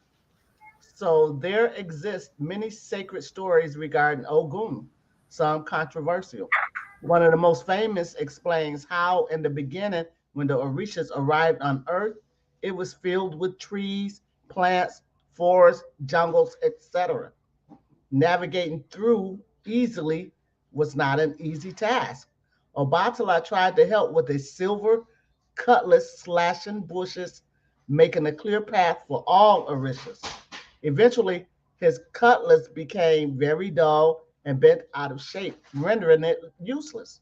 A great hunter named Toby Ode, or Ode, during his predicament, became aware of the mystery of iron and brought forth a machete, which is an axe, and all the other tales. So, accompanied by a dog, he was able to slash his way through the forest, making a clear pathway. Everyone being proud of his adversity, they proclaimed him with the title of, quote, first among the mortals, end quote, and was renamed Ogun, that translates into the spirit of iron. One would assume that this would make anyone proud and honored, but instead, Ogun, being the isolated and antisocial type, he instead shrugged it off and retired into the forest where he can be alone. So he wasn't impressed. It seems that he wasn't too impressive, but you know, we keep seeing this concept of this Orishas getting on their feelings about certain things. Yeah, very emotional, Taz. You know what I mean? Right, very, very, very emotional. Emotional damage. You got it. You got it. But it's like, what is going on here? Do we have to address something here? Is there a deeper issue that needs to be addressed, right? But not only that, but we also see that there was a transformation or a I don't want to say an evolution, but for lack of another word, an evolution that happened within this Orishas, especially with Ogun, because he was originally this regular dude that that was known name as Toby Odie, and he transitioned into being the Ogun that we know today, yeah, I figured you were going to appreciate that music, land. So, I had he mentioned the emotional damage, so I had to bring him out. Right, right. But with that said, that's a concept that I wanted to state. You wanted to add something else? Sis? Um, yeah, again, obviously, obviously they didn't need a tree to climb down to get to the earth, right? Because they're actually cutting those down, clearing the pathway, Mm-hmm. right? There we go. So, Cutting of the trees. right, and they don't show not one Orisha with any wings, Not within the seven, anyway. right? Okay, yeah, Yeah. the more powerful ones. And as far as the seven goes, we usually do have seven main things, 7 days of the week. We only talk about the seven chakras. Well, we know we got a lot more of Oh, that. Right. right, right. I think even in as a matter of fact, this was inspired because this presentation was inspired because I did the science of the sacred secretion, and in there I connected the connection between the Orishas and the seven African powers to Mhm. the seven deadly sins. Mm. So go check out uh, uh, my channel for that presentation. The science of the sacred secretion is a great presentation. For sure. Yeah, he was definitely emotional, brother. Uh, very emotional. Uh, It and was. It was. Sherry Berry Charbet Oh, said 32 chakras in our head, just wow. in Our alone, heads alone. Mm. just in our head alone. But moving forward. I wanted to say, go back one. So, he was just a mere mortal at the time, and then was elevated to Yes, become an Orisha. yes, is that's why I was like, wait. So he Yeah. ascended. Right. You remember they travel down through the spine or through the chain or through the DNA, and when Mhm. they got down, they rose back up. They Mhm. ascended to something else. I mean, at least that's the concept that I see. That's how I see. I'm not telling you it is that way or whatever. Mhm. That's just what I'm interpreting. But it's open for interpretation. Please, leave a comment or post Mhm. something in the comment section if you think of something different. I appreciate all interactions. And Go ahead. Sis. and we look at now too how nobody's holding any trees or plants or forests sacred even to this day. Jungles, none of that is sacred right now. No for fact. Even though we need it to breathe and live, we definitely need plants. It's like we don't care. Right. That's what I'm saying. And it seemed like they didn't care all that much back then either. If they could just like slash it all down, and so they sort of were, it even said bushes on there. So they sort of already is getting ready to become civilized, or I don't want to say build cities, but at least towns or something, social tribes or something. Right? Because they already know that they could just cut those trees down now. Yeah. Yeah. Yeah. Yeah, you know, I mean, thanks to Ogun, they now know with him making machetes and axe and stuff like that out of iron, that right, that's what it's for. Let's go chop something down. Why right, else would they need their blade that sharp? right. Most definitely, most Okay. definitely. And for Aisha, you know, I was just as shocked when Charbet dropped that wisdom on there. You know, I was like, whoa, 72, just in the dome, just in the head alone. I'm like, whoa. But moving forward, because Ogun is an interesting one, and I'm going to try to make a connection that most people are gonna be like, "Oh, Taz, you're reaching," and you know what? I might be reaching. Let me reach. Let me reach because I'm gonna bring you some a concept that's gonna be is gonna be inevitable to for us to at least be able to see a small connection. All right, even if it's that. All right, so let's move forward because when it comes to Ogun, if you've seen the movie Maleficent, Maleficent is Ogun. All right. Maleficent is Ogun. So I'm gonna read this. I think this is read the last one, so I'm gonna read this one.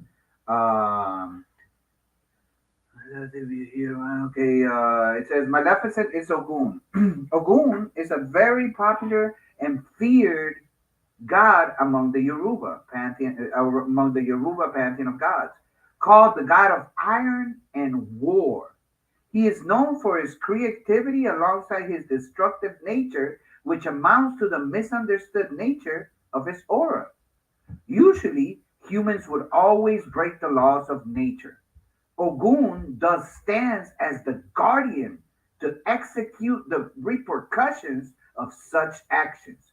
So when you break mama's law, when you break mom's law and you do something to Mother Nature, it's so goon that's gonna make you suffer the repercussions and consequences of those actions.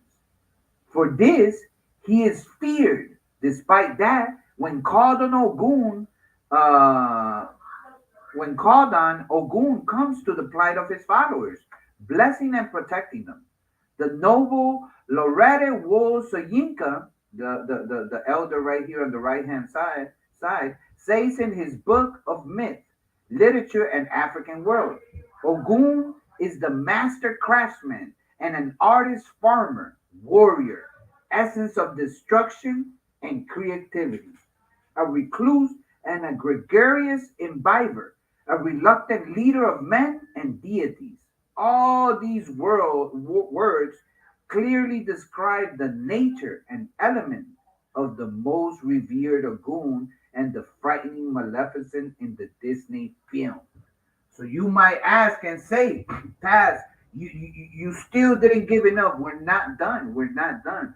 But you know, I want to see what the concept brings to you, sis. What do you think so far? Did you watch the movie Maleficent? First of all, I tried to watch it, so I know who she is, and very surprised that okay, so Ogun is very popular and feared among the Yoruba pantheon of gods. uh huh. So he knows. Does he know that he's a god? Because he know he was. They started calling him a god, but he didn't want to be. He ran off Yeah. by himself, right? Mhm.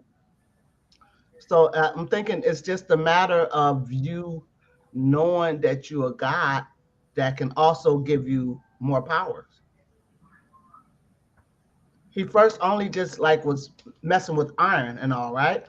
Right. And now he's the most feared god of the whole pantheon. Mm-hmm. And started off as not even a god, started off as a mortal, And he ascended that far up. right? Which means other mortals can too. Those are fast. You think? Mm-hmm. You I think that us humans can ascend to God's status? I think that we It would be unbelievable to think that because we have emotional damage, We got flaws. So a lot of us are deformed or whatever, and we believe in that alone, whatever our illness or our issue is, we can't be a god. But we seeing right here with Maleficent is Ogun. Ogun was just some quiet person on the earth, farmer or whatever, who was just by himself, cleared the way for other Orishas to come down, and then was raised to the status of a god, and now raised to the status of a god to be feared. Of Right. all the whole pantheon of gods. Now we know there's more than seven now. So of all the gods, he's the god of iron and war. So we do have gods of war. We have good guys and bad guys. He said there's something familiar in there where he's creator and destroyer. So we hear that a lot. Like I guess some Christians wouldn't like to believe that God of the Bible is a destroyer, a creator and a destroyer.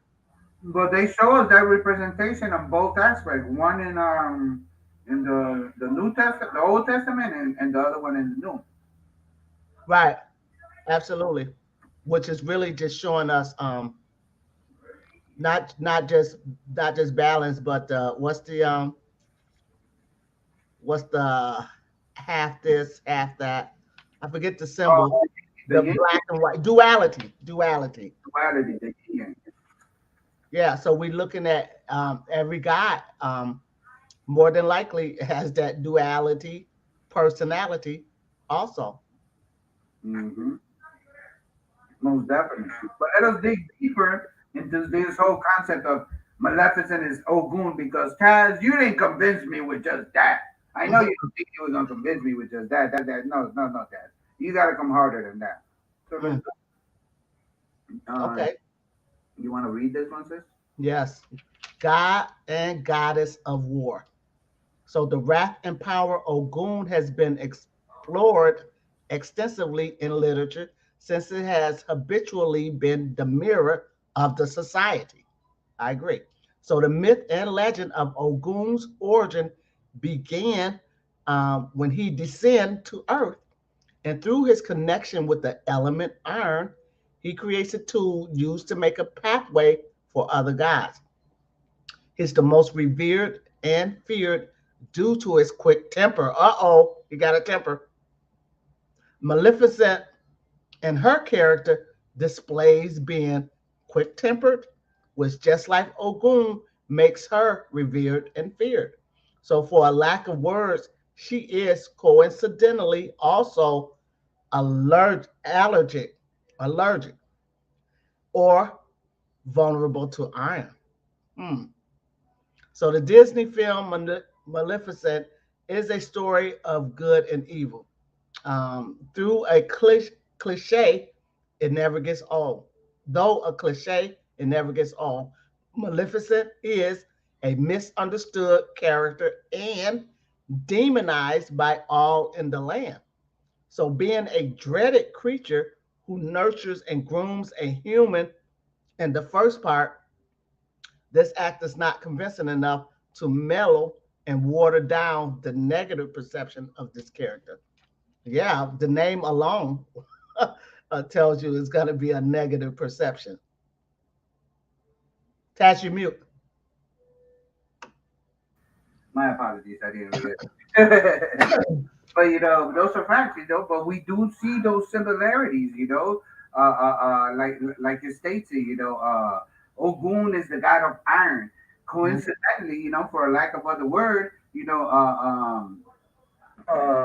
Maleficent within the movie, they expose her weakness, and it happens to be iron, because they had to, make sure that they use her own stuff against her. All right, and not only that, but she it says right here, Maleficent in her character displays being quick tempered, just like Ogun. And she is revered and feared because in the movie, whenever there's a problem, they come to her. whenever somebody invaded, she was the one standing there like, what you gonna do, or whatever.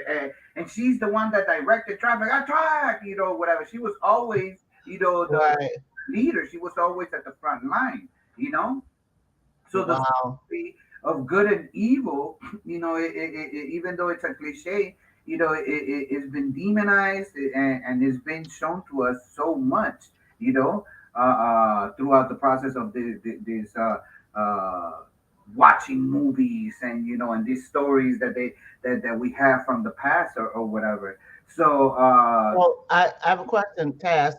go Is ahead. a quick temper, does a quick temper automatically equate to emotional damage?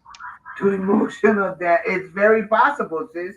If you're out of balance, let's not forget that when we're talking about the war of God, we're talking about Aries, all right. And when we also talking about the war god, we're also talking, which we looked into in the first one.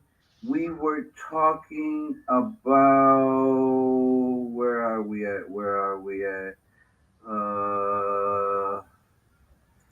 Give me one quick second. King of the Ashe Ojogun. I want to show you guys because if I don't show it to you, it makes here. We're talking about Shango, all right? We're talking about Shango, the war god. Why is he a war god, Taz? If you look next to him, protruding, what is protruding from his sides?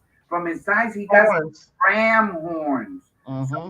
Ram horns. And when we're looking at Shango or Chango, whatever, however you hear mention them, the ram is his animal. It's his familiar. All right, it's what represents him. And when we realize that the ram is Aries, Aries is the war god.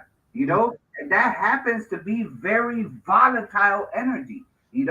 And when you don't have your ego in check, that volatile energy is always gonna erupt immediately. But go ahead, says you want to add something? Yeah, it's just making me think a god who didn't have a volatile energy is probably going to be screwed over all the time, or probably like beat up and cast down to the earth.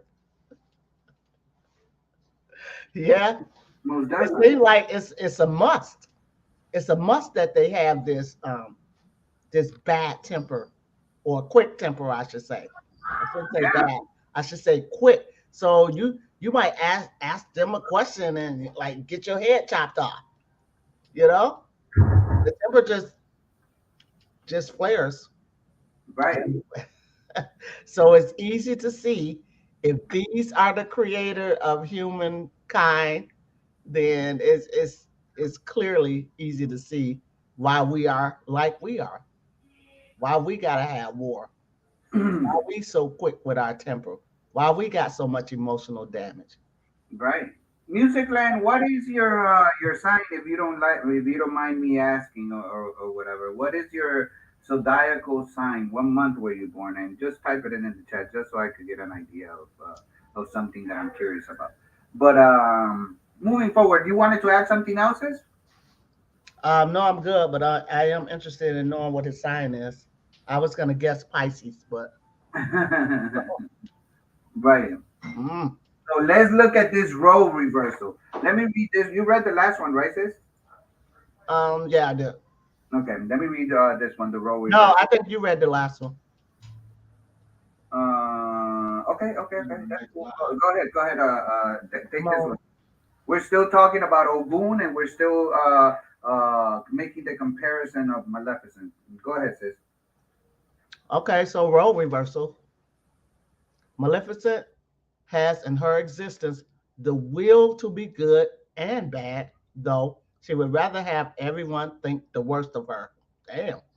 So the film has a lot portrayed in it with the glaring reversal of roles of good and evil, highly represented through the colors of clothing and actions these characters let out.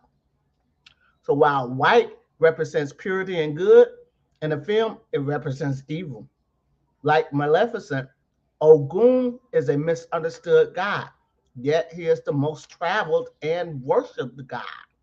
Maleficent holds a lot in semblance to her male counterpart Ogun in character and will. So, being a supreme being, reclusive, and also the last of her kind, she holds more power than her newly found race. Ogun is a walking army, and these traits are evident with Maleficent. Just as Ogun, she is gifted with the ability to kill, destroy, bring life, and filled with creativity, having the dark side of a bad temper, which, when carried away by rage, indiscriminately affects everything around.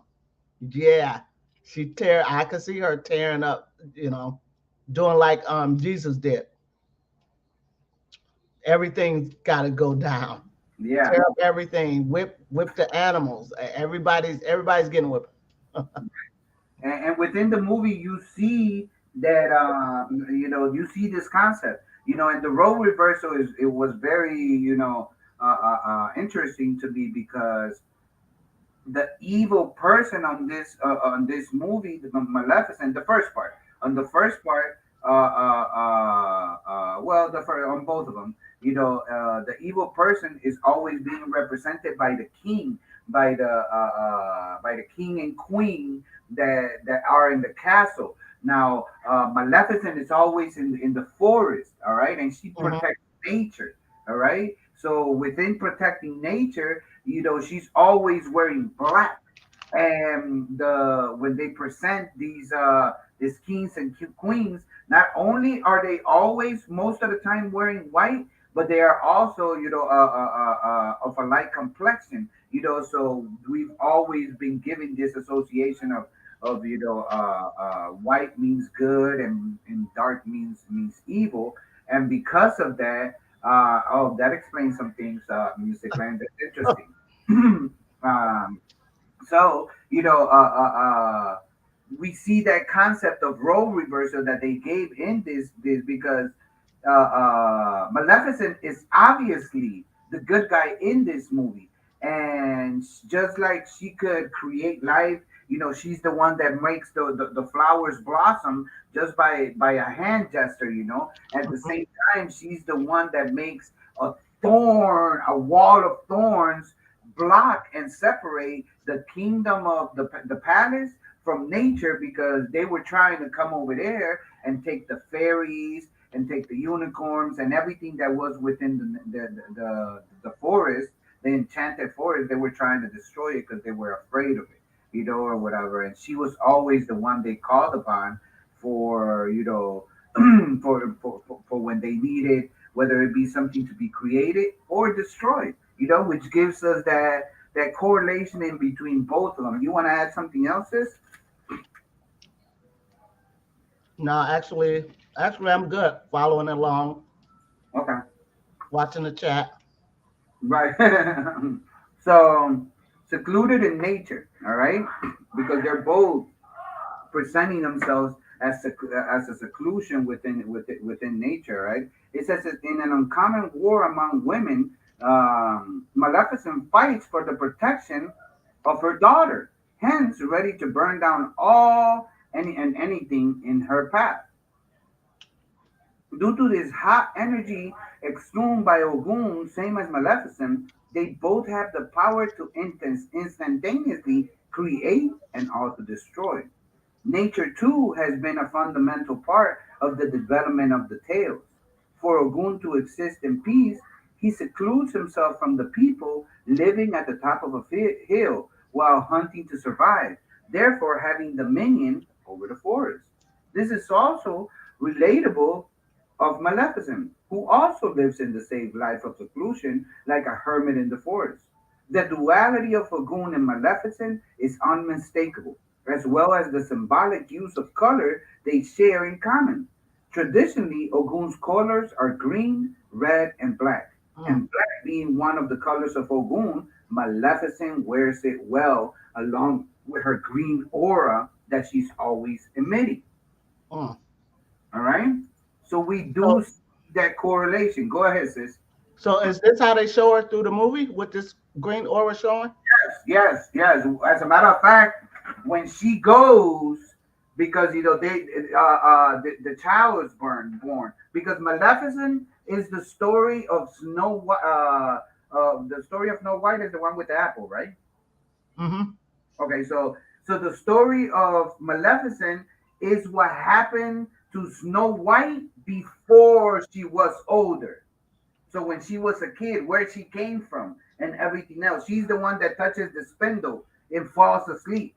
All right. This Mm. is that's the story that so because they don't invite her, they don't invite Maleficent to the christening of this child. She shows up anyways, and shows up in this aura, this green aura that's Right.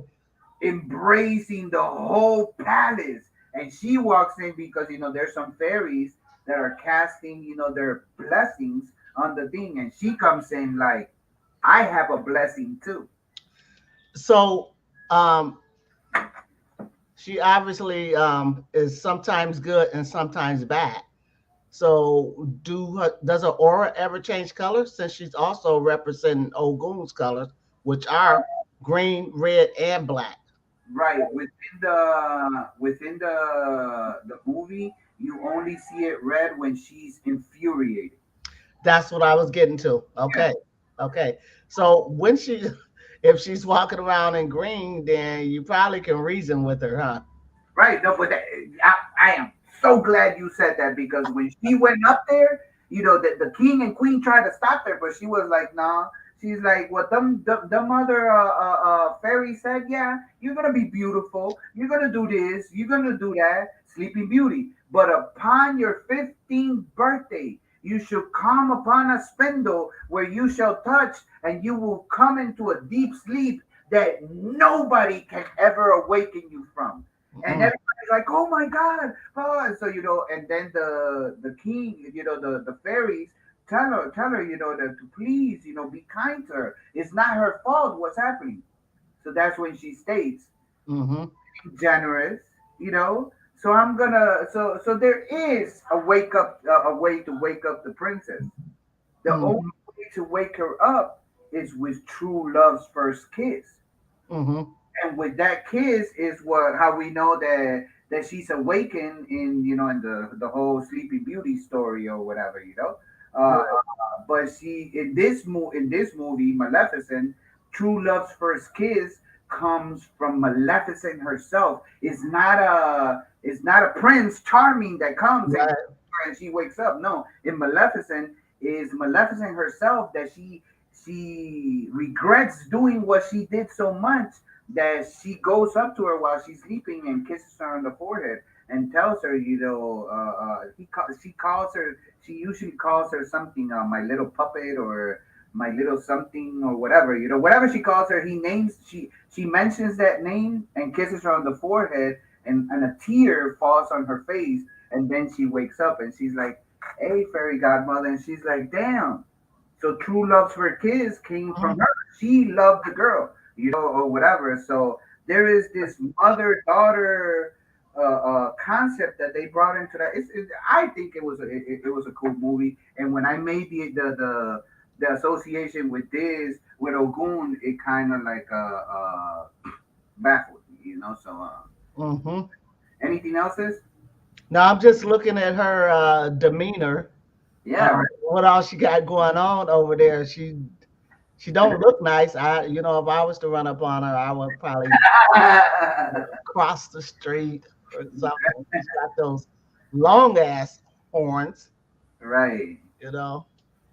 That concludes Ogun, and my attempt to associate. There's a picture of her how she looks in the movie, Mm. and she's Yeah, always same thing. yeah. Except her face is right now. Right, you will not be approaching. Yeah. But yeah, so let's look into in Oya, all right, because Oya is the goddess of thunder, all right, and Yeah. um, and she brings us another concept as well. So you want to take? Right. because there's a god of thunder, and now Oya is the goddess of thunder. Ooh, let's find out why Yes. the goddess of thunder. Let's find out about why these Orishas have so much in common with humans. Sis, you want to take Yes, this, please? absolutely. So the Orisha with the connection between the living and the dead is none other than Oya, a favored lover of Shango. Oya can control lightning, hail, tornadoes, and more to fight her adversaries. During the transition from this carnal realm into the spiritual, it will be Oya who is there when you take your last breath. She represents change and brings upon transition, even if a human being didn't ask for it. She's the most aggressive female Orisha, a fierce warrior and staunch protector of women who appeal to her to resolve disputes. So she can be found beside Shango's side on the battlefield using lightning and two swords. Shango chooses her to fight by his side because of her role in rescuing him from all other Orishas. Tale tells that Shango had a love for seducing other Orishas' wives till one night at a celebration, the other Orishas captured Shango, locked him up, and threw away the key. But Oya had a vision of the events, so she sent forward lightning bolts to break the cell bars that broke Shango free, and she summoned a storm to ride in to rescue him. That's what I'm talking about. Go get your man. So Mr. Steal Your Girl decides that he wants to have at it with his sisters, with his sister-in-law. You Mhm. know, with his brother's wives. You know, he just if he wants it, he gotta have her. You know, or type stuff. And Mhm. because of doing what he was doing, he got caught. And Right. and they threw away the key on his ass. But Oya had a vision of this, and she rescued his ass from that cell that he was never gonna get out of. You know, so Mhm. he holds her dear. You know, but there is more to the story than what we're told. So let's look Yeah. deep. Let's go. I just want to say Shango should have expected that they were going to jump him one day or do something to him one day. And they probably used to tell him all the time, slow your roll. We gonna get you. Okay. We gonna get you. Yeah. And then he probably was thinking all the time, if they do try to do something, I got my goddess Oya looking out for me. So he still didn't even learn his lesson. Yeah, Yeah. that's a hard head if I ever seen one, you know. But let's look further, you know, into the whole Oya and Shango and why Aisha said I got Shango and Oya by each other.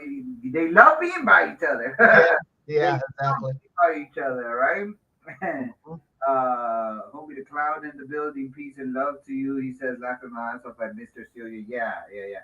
Actually, I got that concept from the sister on the channel that I mentioned earlier. What's her name again, Celia? Black was Yaya. Black Witch Yaya. Go check out her channel. She makes a mention of that, and I was like, that's him. And Mrs. Steal Your Girl. What better way? What other better way to to define them? Shango's a player. Those are facts. Those are Player, facts. player. You know, he play a player from the Himalaya. Don't give a flick, flick. Okay. But looking further, you know, if you hear the thunder, that is Oya Okay. you're listening to, right? So Yes. the magical pot.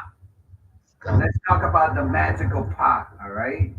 So within the magical pot, it says Oya was one of Ogun's first wives. But Shango, being the richer version of Mr. Steal Your Girl, upon seeing her, he knew immediately that he had to have her. Once we understand the relationship between Shango, Ogun, and Oya, we can comprehend the why Oya is who she is in her latter and present years. From the start, regardless of her mate, she was always very cunning, conniving, the leader, and must be informed of everything. So upon Shango taking her and bringing her to his home, she immediately began to wander about to get fully acquainted with Shango's house and what he was all about. During her snooping, she came across this weird yet simple magical pot, but she was unaware it was magical. Within it, a mixture of some kind that she did not hesitate to taste. Immediately, she realized the mixture was the secret behind Shango's lightning and thunder, a well kept secret that had now given her the domain over thunder. So now we know why she is known as the goddess of thunder. All right. That's how she came to her powers. All She right. stole his recipe. She stole his recipe, sis. She stole his Mhm. recipe, you know, and not only that, but she was so quick to realize it, and there's Right. different versions of of how she came about, her powers or whatever, but it does involve that pot, that magical pot that she came across or whatever. You want to add something else, sis? Yeah. It also explains why Ogun was so anti-sociable. He was married to Oya, who obviously be going over other people's house by herself. Mm-hmm. And they said it was her first wife, meaning he divorced her or got rid of her or had other wives after her. And so this might be why he was so feared by people and had a temper and stay off to himself, just messing around with his iron and cutting down things. He's probably heartbroken by Oya. That's what I see. Most definitely, most definitely. Mhm. So let us move forward to a little bit further into the story. All right, because the goddess of the Niger River is very, very important. You want to take this one, sis? Sure. So there is a New World translation of that story in which Shango got caught flirting with Oshun, which made Oya so enraged that she ran to the magical pot and purposefully tasted from it so that she could acquire Shango's powers to defeat him. The acquisition of extra power is what evolved her from the Orisha of the last breath to the goddess of thunder. So their relationship was what we would call today is complicated status. If we recall from Shango's story, it was Oya, the wife, that suggested that Gabonka and Timmy duel to the death because she was convinced that one day they might challenge Shango for his throne. She witnessed the results of her manipulation by finding Shango hanging from a tree. She was devastated and drowned herself at the Niger River. Mm. Facts. What a sad story. Yes, yes, a dramatic story, sis. A dramatic story. Where first of all, we got to remember that it was Oya, but I didn't mention her in back then because I wanted to wait until this time. So when we remember the story of Gabanka and Timmy, is when we're talking Mhm. about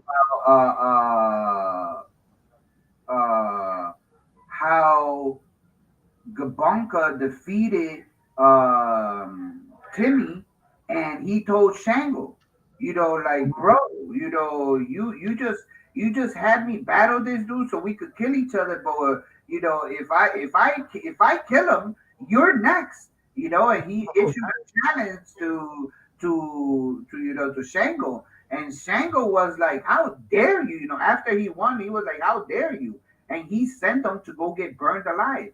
But 3 days later, from mhm.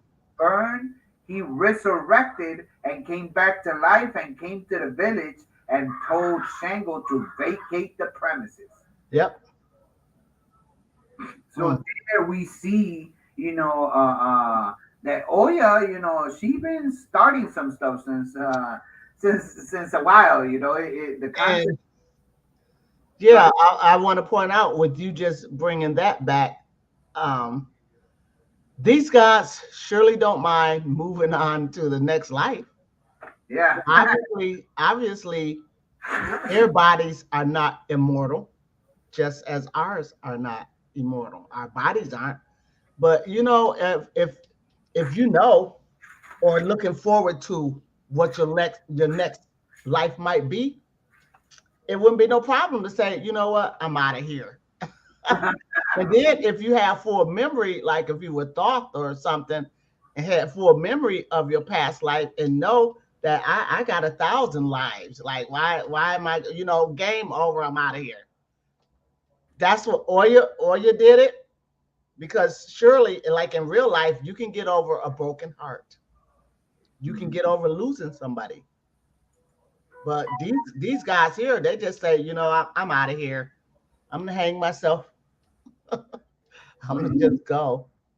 Oya drowned herself, which is like probably one of the worst ways to die. I mean, all ways to die are bad, but drowning is probably, I would say, only thing I probably would fear more than drowning is burning. Burning alive. Yeah, I agree. Right. I would. Hanging, that's self-inflicted, really. Yeah. So Shango hung himself, Oya drowned herself, and knowing that these spirits are probably returning as Orishas. That's probably why there's so many. They keep reincarnating themselves back to their origin as being one of those gods. Yeah, You most know, definitely. So it was a joy to read all these stories, and just come to the conclusions that you come once you get to comprehend the storyline behind it. mhm, It was like you wrap yourself around in these books, and right? try to think of, like, man, like, did these things literally take place like this or whatever? And you start questioning a lot of things, because just like the Bible makes you question things, Mhm, there is all books are right, to pick at your brain, to pick at your mind, by right, telling you stories, and there's very eloquent people out there that that they right. can bring about a And, very and great so, story. yeah, and so it's just a matter of what type of allegories you like, which as the allegories get more and more creative, they seem to be sticking to the same lessons, so to speak, or morals of the story. What's the moral of the story? It seemed like, no matter what the religion, no matter what the allegory, no matter what the deity, they seem to stay pretty close together. Yeah. Most definitely, so there's a building block that you could use,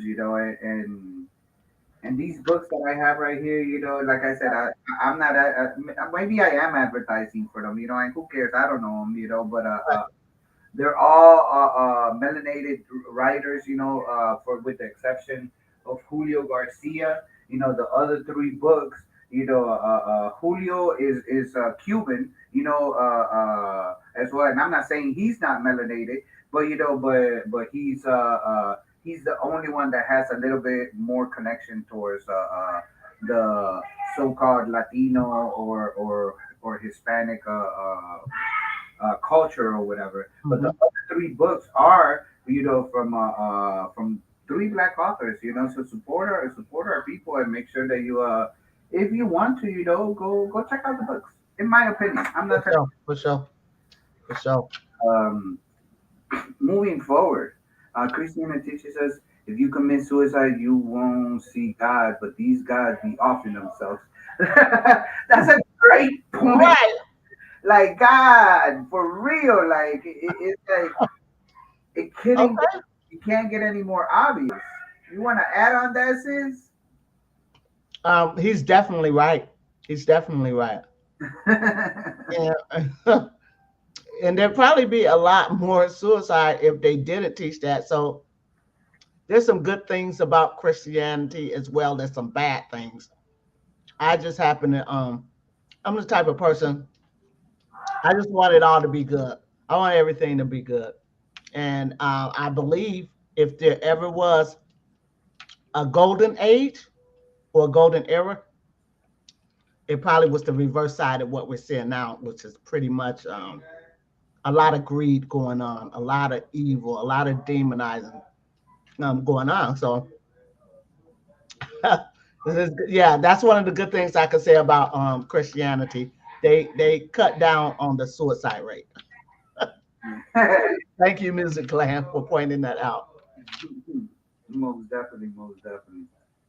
So that's that concept, and which is gonna bring us, to the grand finale, which we're gonna look into the aspect of these triple goddesses, because we keep hearing about Oya, Oshun, Yamaya, and this triple goddess uh, uh, uh, uh,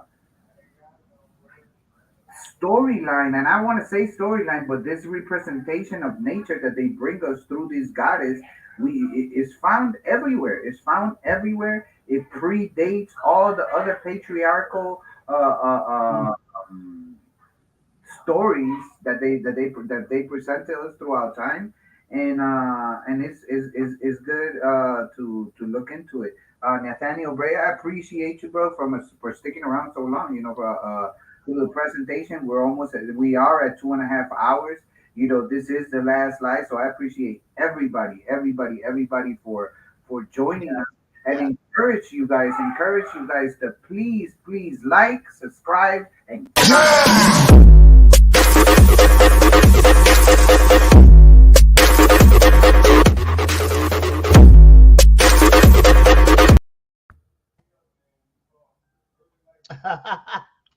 That definitely was your cue, Taz.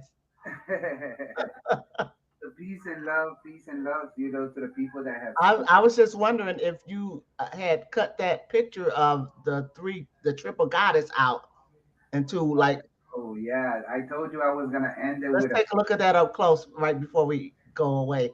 Because yeah. they look like they mean some business. Yes, I want you to take the opportunity and read the last slide with us as we Yes, see gorgeous beauty that's presented to us with this triple goddesses of Oyo, Oshun, and Yamaya. Go ahead, sis. yes, sir.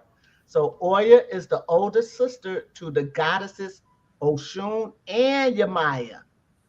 She is believed to be the crown characteristic of this triple goddess trio. As a crony goddess, she is a teacher of reality and a source of justice.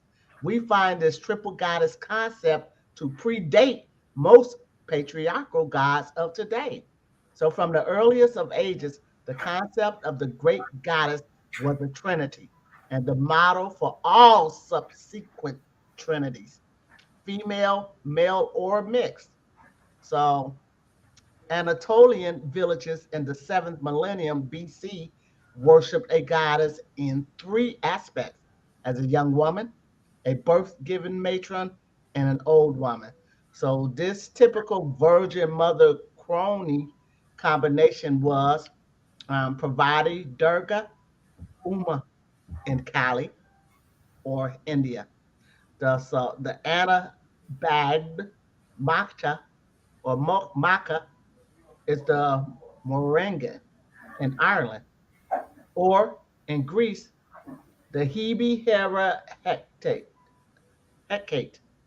and that's the three Moirae, the three Gorgons, the three Graeae, or the three Horae, etc. Facts. So we see this triple goddess concept, sis, Yes, all over the place. Everywhere we turn, everywhere we look, we find this concept, sis, of this triple goddess.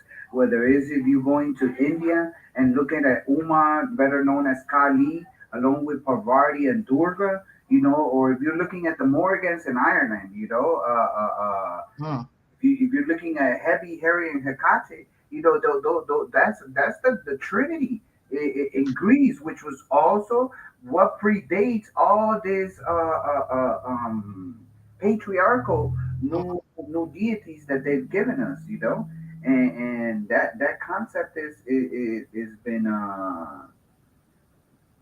it's been demonized to the point that today we have a lot of people that if you speak on the fact that that something predates the patriarchal concept with a matriarchal concept, some people have a serious problem with that, and That's right. everybody's entitled to their opinion, but facts are facts, and Mm. I can't deny truth. I can't deny truth. So That's right. And I always love to say that truth has got a resonant frequency. That means when you hear it, it's going to resonate with you. That's how you know it's the truth. It's a right, eureka moment. A light bulb should turn on, and all kinds of stuff should happen when you're hearing the truth. Even if it's truth that you knew already, it's still going to have an effect when you hear somebody else saying it. It's not just only verification, but it's a resonant frequency. most definitely, definitely. And I mean, I hope people enjoyed the presentation. I put a lot of time into this presentation. It took two Of different course. parts, and as you could see, it's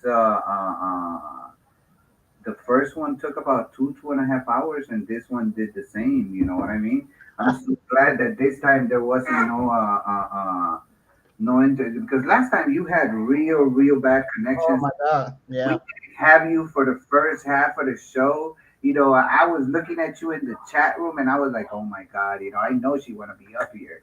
You know what I mean? Yes. And so just to let you know, Jillian did message me and say once again that she appreciate us so much.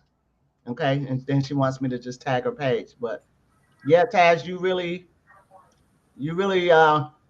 been doing it. You really been doing it with these PowerPoints, and you seem to automatically know what we want to hear, what we want to learn. You fill in a lot of puzzles when you do what you do.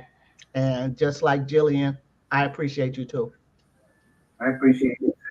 I appreciate you taking so much time, almost 3 hours out your day. Everybody here, for all those that are gonna see us in the future, Hmm. whether it be through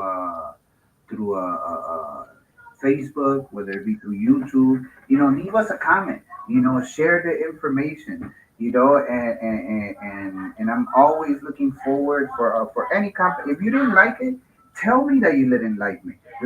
Let me know why. Maybe I could improve better on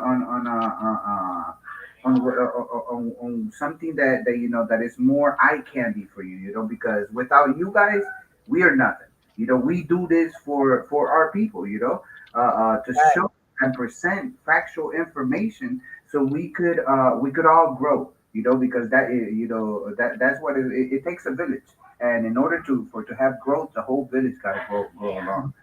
So I appreciate you. So I love you. Thank you so much for everything. The sister Aisha said she loves the visuals and colors. I'm Yes. putting it out there, sis. To everybody that views this, I do have the ability to come up with these things. I'm still learning. So if you are looking for a specific something like the sisters intro that I presented, that I created for her, all the visuals that you've seen, I'm a very visual person. When I read, I don't want to just see words. I want to see movement. I want to see expression. I want to see a face.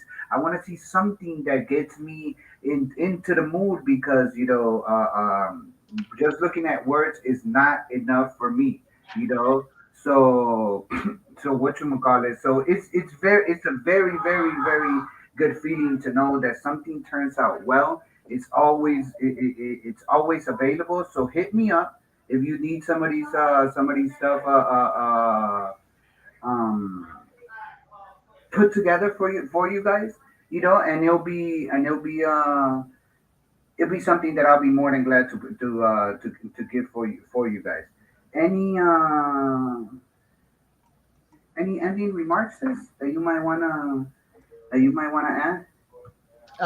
Actually, everything that you said, and especially to the chat, but hanging in here with us. We know that it's long and drawn out because these are allegories. These are complete stories with histories, hopefully, so that you can understand how these guys work or how these deities work. And keeping in mind that all of these allegories we should be getting a lesson out of. So thanks again, Taz, for making us think, about more than just one version of how things happen, making us go in and explore and stretch our minds. Most definitely. That's what's up. That's what's up. Appreciate you sticking around with me that long. With that said, we're gonna leave you guys. We appreciate you guys for everything that we've done. Please be sure to share, to like, and subscribe if you haven't. And leave me some details. We appreciate you guys, and we're gonna leave you guys the same way that we came to you guys. In peace. Peace and love. Yes.